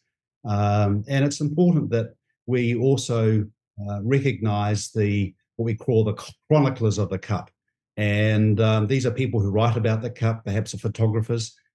We keep in mind future induction ceremonies and where they might be held and where it might be appropriate to induct somebody. So, as I say, it's a very, very carefully worked out system, and it's a lovely group of people to be part of. Julia, any final questions for Hamish? No, I'm just reading David James' thing. It says, if you're bored to tears, there is a law review article entitled The Problem of Charitable Trust Enforcement, Addressing the Insufficiencies of the Attorney General System. I wonder who wrote that. Did David write I'd love that? to, no, I'd love to read it. I really would. I would hope David could possibly send me the article. I'd Okay. appreciate it. Okay, David. Julia, David, and we'll do that. Hamish, many, many thanks. We really appreciate your coming on as always. Any last word to you? Over to you. Well, thank you. I think in these troubled times, I'm very mindful of mothers and fathers who have sons and daughters in harm's way, and I am thinking very much, and I'm grateful for their service, and I'm very grateful for hopefully a peaceful outcome in our troubled world. Yes. Well said. Couldn't agree more. Indeed. And I think there's a lot of big, heavy talk to try to get people to move. And I think there will be movement. And I think there will be a resolution that will not result in further angst. I hope you're right, Hamish. That 8 o'clock deadline is coming up here sooner than later. Okay. I've got to say that the oil supply to this part of the world is of huge concern to our countries and their economies. That's all I want to say is that the world is watching. Well, you and Australia both, but what have you done to have a big fuel supply? Your least favorite recent PM, I've talked about her, didn't do anything to save any oil. In fact, used some of it. And we did that under the former administration. But, we're producing like crazy now. So you have to buy some oil from us, Hamish, instead of oil that goes through the Hormuz Strait. Yeah, we've got to refine it. Our lovely former government closed down our sole refinery. So hey, I wanted to ask you that. Was that refinery the one that was there on Wynyard or whatever it's called, Point? No, that wasn't a refinery. That was a storage tank. Okay. The refinery was further north in Whangarei Harbour. Okay. Hamish, thanks again. Much appreciated. Lovely to see you. Okay. Take Stay care. safe. Thank you. Thank you. Ciao. Bye. Bye. Dr. Hamish Ross, live via Zoom with Zoomus Interruptus there for a minute, Julia. I can't help myself. I'm such after having all of last week off, I'm acting like a 14 or 12-year-old or worse. I admit Yes, you are. Which, speaking of... but a well-informed one. Though. Yes, okay. Well, speaking of people who don't act like they're 12, who are mature and progressive, our coaching corner from John Emmett is up next. John Emmett, who is a super coach, a super Fozy, and a really good video producer, has this report from the soccer field, I guess, in Weymouth.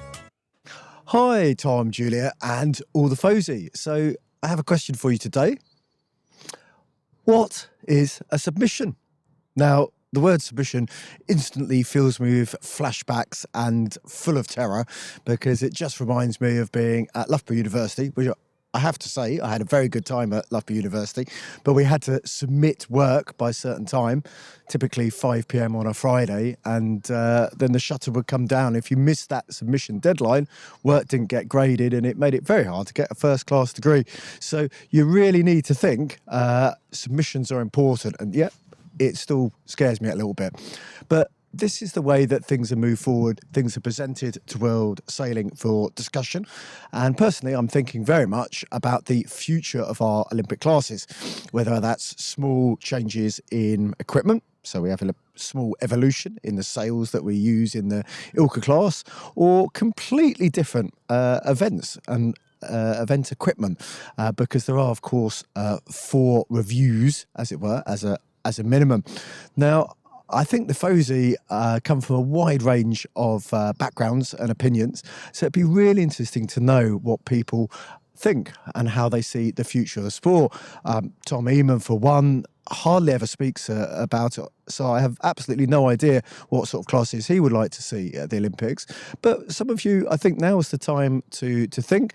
and actually maybe to lobby for what you think is in the best interest in the sport. And those submissions will be going through.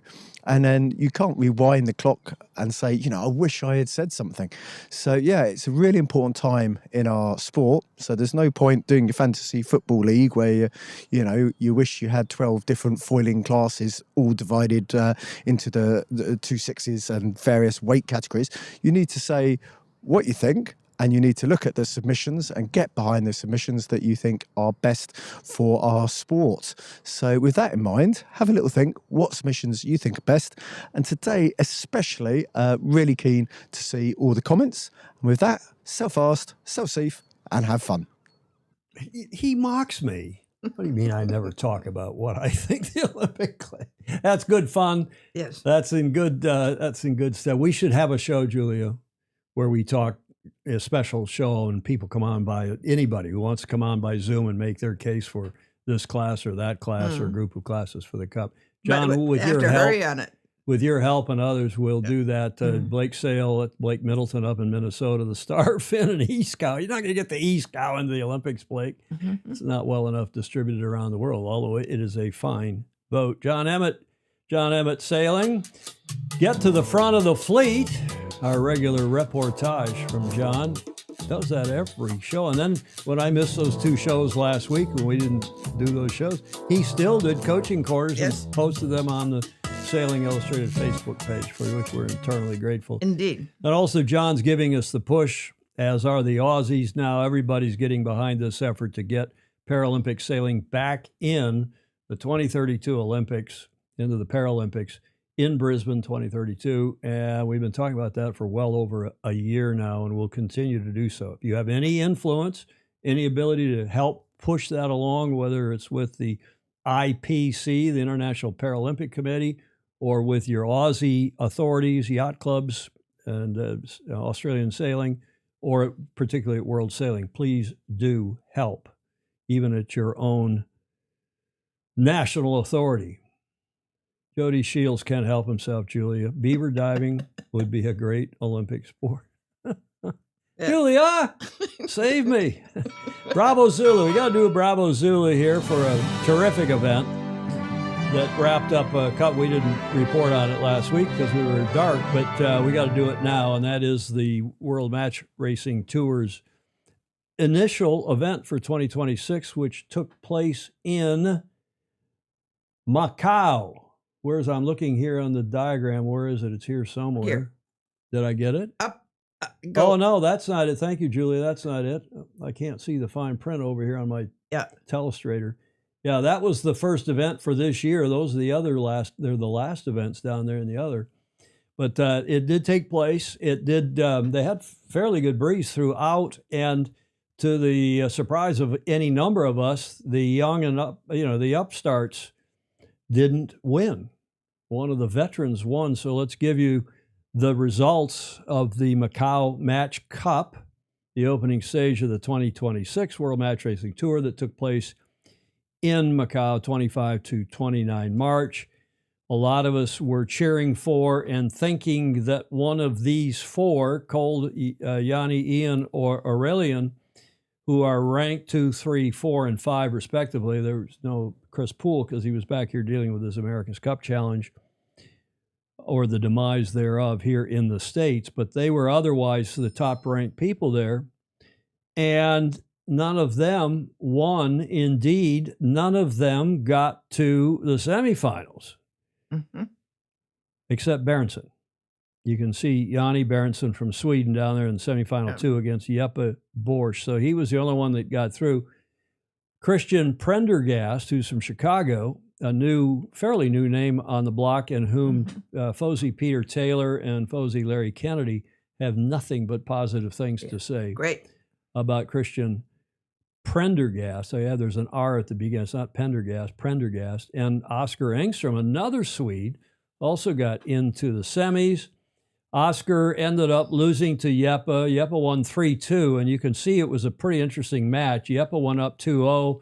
Oscar fought his way back 2-2, and then Jeppe won if you were a bridge player, you would say the rubber match, won the 5th flight, the 5th match. And in the petit finale, Yanni Berenson, after Christian won the first race, he won the last two and went home with the third place medal. The petit finale 2-1. Here is the video by yet another Fozy, who does each of these videos, keeps getting better and better. See if you agree. He does. She does. She does.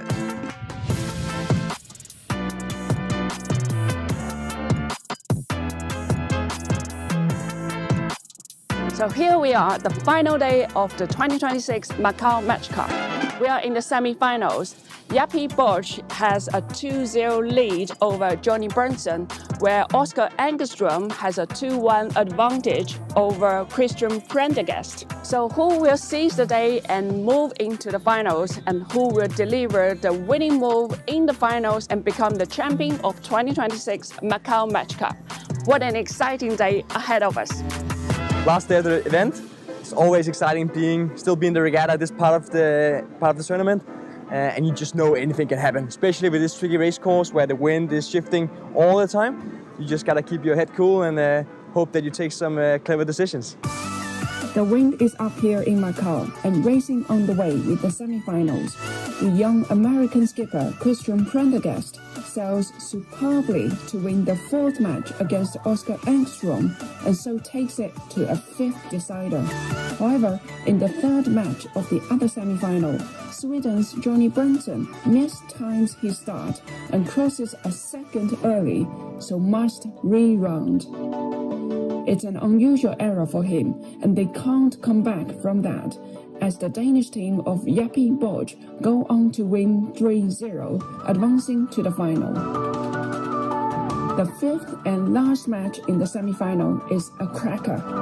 A clear start, but at the first cross upwind, Oscar Engstrom dials down on the Americans, forces his way past and into the lead. Super close at the weather mark in this tense battle, with white flags flying, but no penalties. It's tight around the racetrack. Just one mistake will cost, but the Swedes hold on, and with a final jibe, cross to reach the final. Stressed still, but try to calm down and reset a bit for the final. But yeah, we need to clean it up a bit. It was a really tight battle. Did a little bit too many mistakes, even though we came with a win. Yeah, just try to learn for that and get back now for the final. So here we go into the final with a $30,000 paycheck awaiting the winner. At the start gun, there's a huge dial down by the Danes, attacking Engstrom, but no penalty. What a way to start.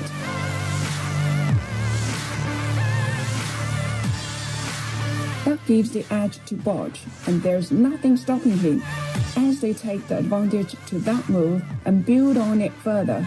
That's the first point on board for Yappy and his team. These two teams know each other's move and tactics well, and the action continues in the pre-start of Final 2 with yet another big dial down between them. No penalty, and they can't believe it. Now they split tags upwind. Yappy Borch takes the right and carves out a lead, and by the second weather mark has extended away.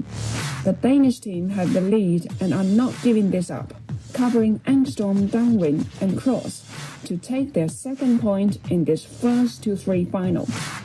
This is a do or die race for the Swedish team now. The battle for the right side of the course is won by Engstrom, and upwind they are determined and fast. At the weather mark, they have an astonishing lead, calling the shifts perfectly, and now have a 19-second advantage after the first leg. There's no way back for the Danish team, as Engstrom and his crew extend further and save their challenge by making it 2-1 now. Can they do it again? With a minute to go, there's another fiery clash, but again no penalty, and Engstrom again takes the right and increases all the way upwind. It's another clear lead at the weather mark, and the repeat of the last match. The Danes struggle to close down the gap, and Sweden cross the line to win 2 in a row and tie the match. So now into a fifth and deciding race to win the Macau Match Cup. There could not be more pressure. Into it then, and the fiery Dan is backing in the pre-start dial-up. Engstrom tries to hook him, and there are white flags flying, and contact. There's a delay as the umpires discuss who is guilty. It's a yellow flag. So, a mistake from the Swedes, and Bosch is gone already. This looks like a decisive moment in the last match of the event. The Danish team have done well around the track, holding the lead, and all they have to do now is stay clear downwind. But look at Engstrom, a huge gust from behind, and they are closing fast, but still carrying that penalty. It's a fantastic effort, but Team Bosch close out the race and take the title. Oh, that's amazing. That's amazing. It was a bit nerve-wracking coming up 2-0 against the Oscar's team and then bringing it back to even score. And then managing to get that last point on the table was awesome. Yeah, it's always a mental game when someone comes back and evens the score. He definitely has the mental upper hand in the last race. But kudos to the boys for keeping the boat fast and coming with the right calls so we could stay ahead. The third and fourth place race was a 2-1 win for Sweden's Johnny Bunton, and the disappointed Swedish team are second, but a fantastic week for Oscar Engstrom and Team Leros.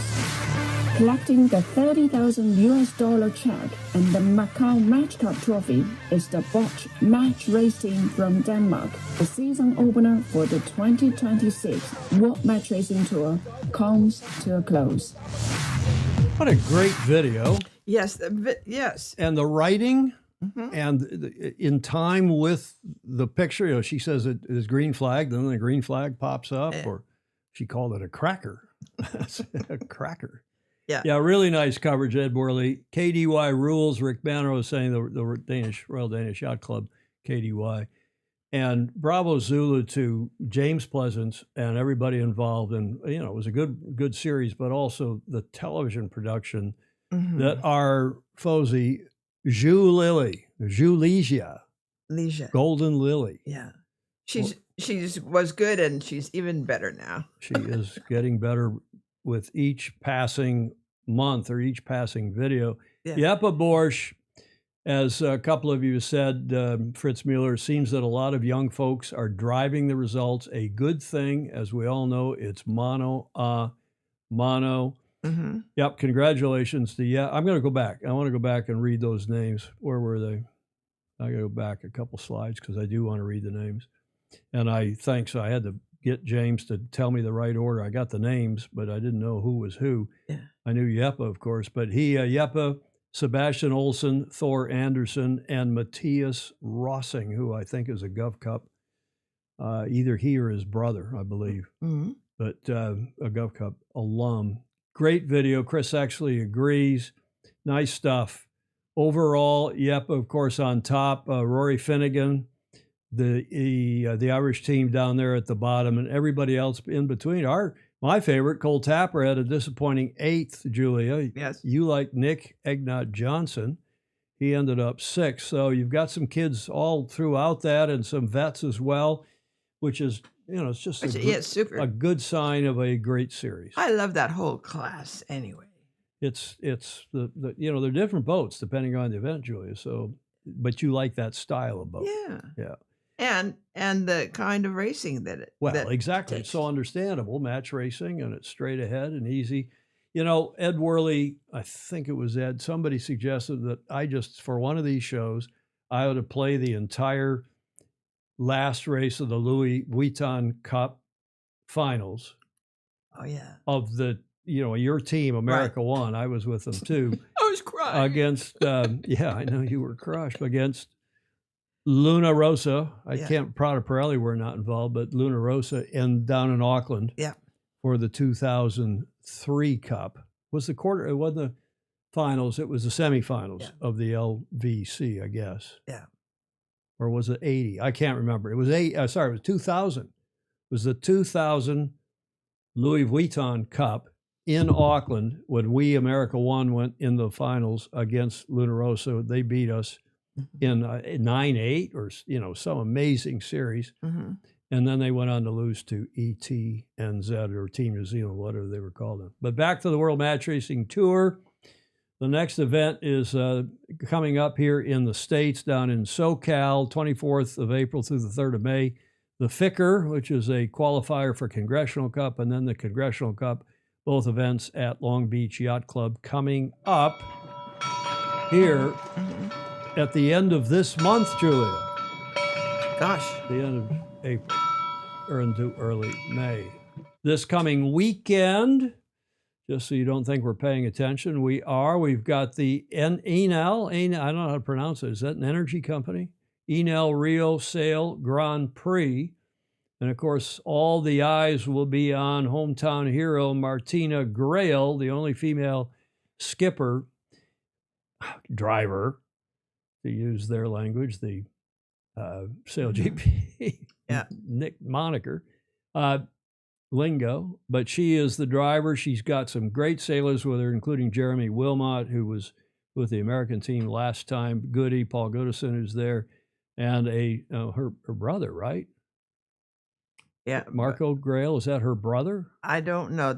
But that's not. You're the expert on the Grail family. I know, but that's not the celebrated Grail. Ed Worley is, saying fantastic series with America One and Prada. That was 2000, now that I've got my brain clear. Yeah. Anyway, this event is coming up this weekend. Here is a quick video of what's happening. There's no audio with this, strangely, but it is in Rio, obviously. The water is not 100% clean from what one hears, but apparently it's cleaner than it was at the Olympics 2016. It's coming up this weekend, the 11th and 12th of April. In Rio, it's going to be light and rainy, or so one hears, which gets us Too bad. to the last leg, Julia.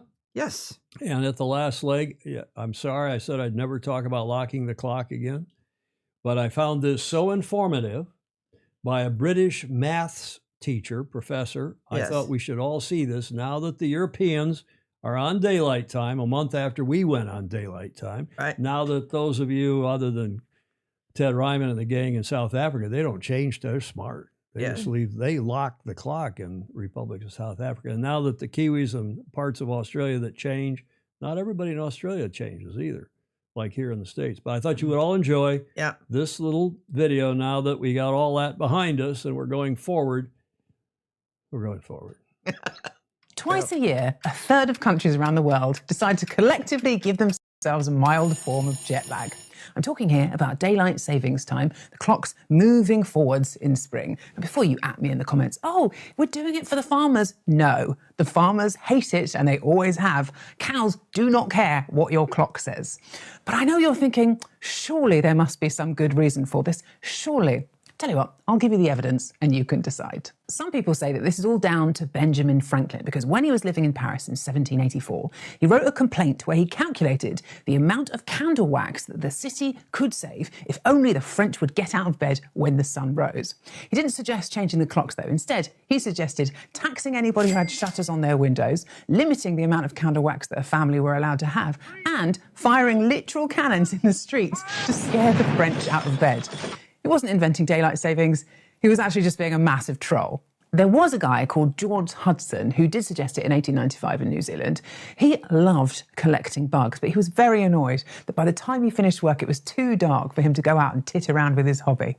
Then in 1907, there was a guy who actually got the ball rolling. This was a Freemason called William Willett, and he was out on his horse early one summer morning and was disgusted that everybody's blinds were still drawn. Now, William was a massive fan of playing golf and was obviously annoyed that his evening games were cut short by the sunset.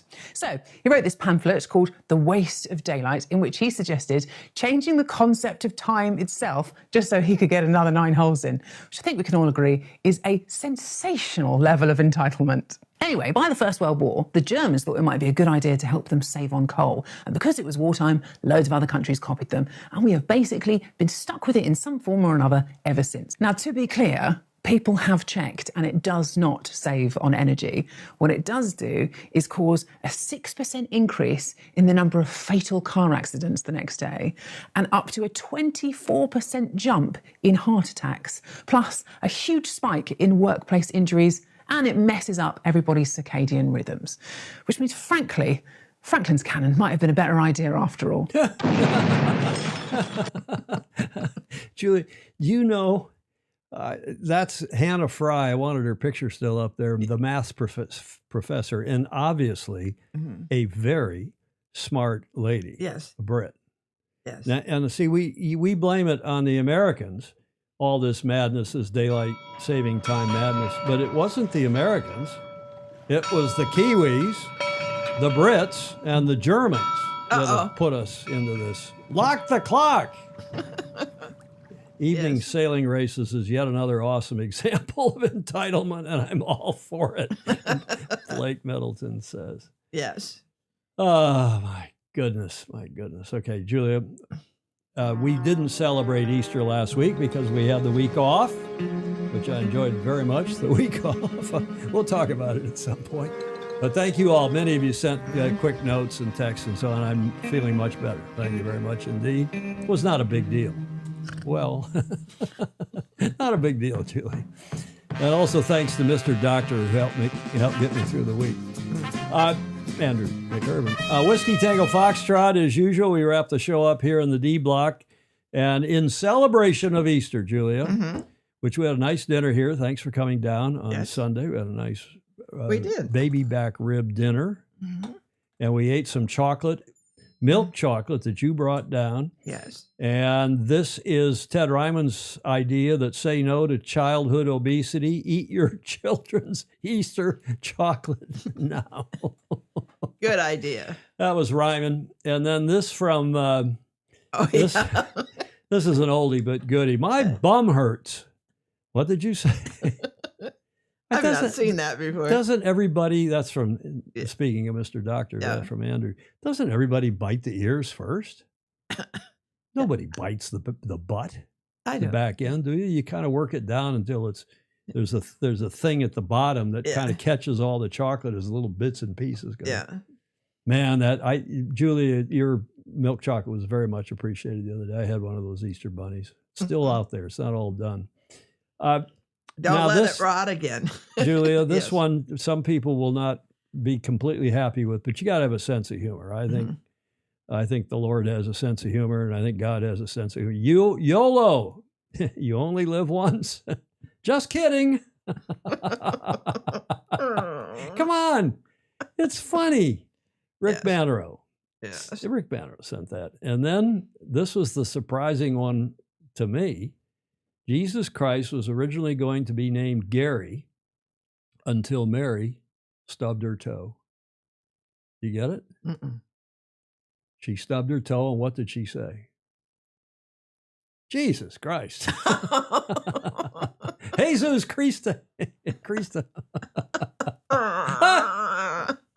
And that was sent by the Commodore of the New York Yacht Club, no less. Claire Harrington sent that one in. We always wrap the show up with Blake Middleton's All the Smartest People Sail, and my dad's favorite saying, which we all support, I'm sure. Sailing isn't for everybody, but it is for anybody.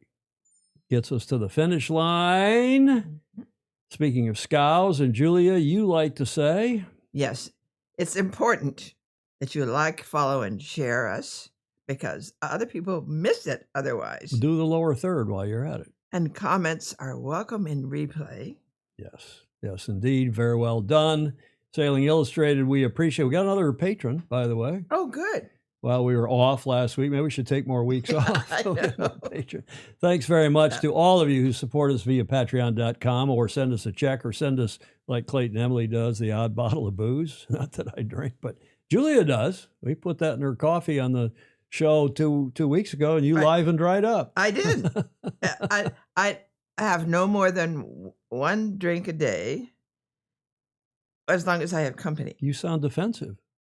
Well, I am. You sound since I'm the only one drinking in this here party. at the Beach Street Yacht Club. I know. Patreon.com/join/Sailing Illustrated if you want to give us $4 or $5 a month, because we use that money to keep us on the air, Julia. And I just tell you all, we're gotten through this show, it looks like, in one piece, Hamish's internet problem notwithstanding. yesterday, as I started to prepare the show, doing the show's fun, but as I keep saying, doing the slideshow, which, I run on a separate computer down here and it plugs into the broadcast software, yada, yada. But when I was preparing yesterday's show and also trying to watch the Michigan basketball game, Yes. the Natty, the national championship, the broadcast software, I realized had completely melted down while I was indisposed last week. And what happened, and it didn't automatically update, but I had updated the software before a week ago Friday. And then the Mac OS updated and the two conflicted.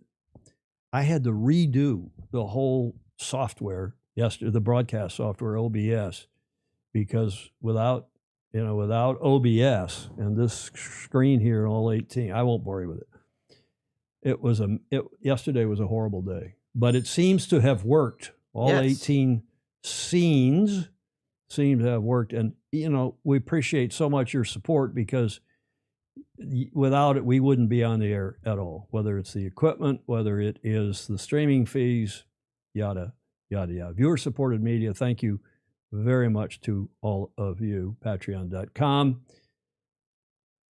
Join Sailing Illustrated. Thank you very much to those who gave us audio, video, and images for today's show. Julia, final thoughts? It's amazing that it's been 10 years. Almost. It'll be 10 years in June. Closing in on 1,000 shows. We started out doing only one show a week, and then we doubled it. And sometimes we've done, 7 shows in a week when we were doing watch parties for the America's Cup or whatever. Alan Long, thank you. Enjoyable show. See you in sickness and in health. Safe week all. It was great having Hamish on, wasn't it, Fritz Mueller? Oh, listen, there's news, breaking news. Greg Normand, who interviewed, let's turn that off for a minute. Yeah. Greg Normand, who interviewed, let's go back to the comments. He interviewed John Sweeney on his Great Lakes Sailing, Inside Great Lakes Sailing YouTube channel.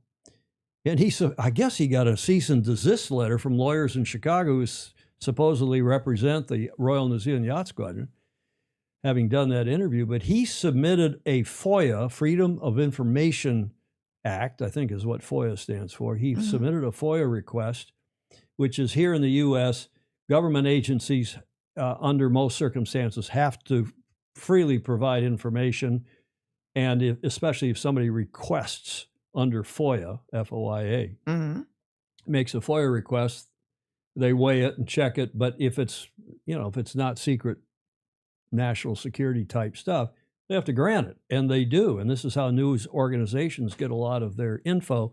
And apparently Greg has been granted his FOIA request to the New York Attorney General. He went to the New York Attorney General's office a week ago Monday, met with him, or tried to.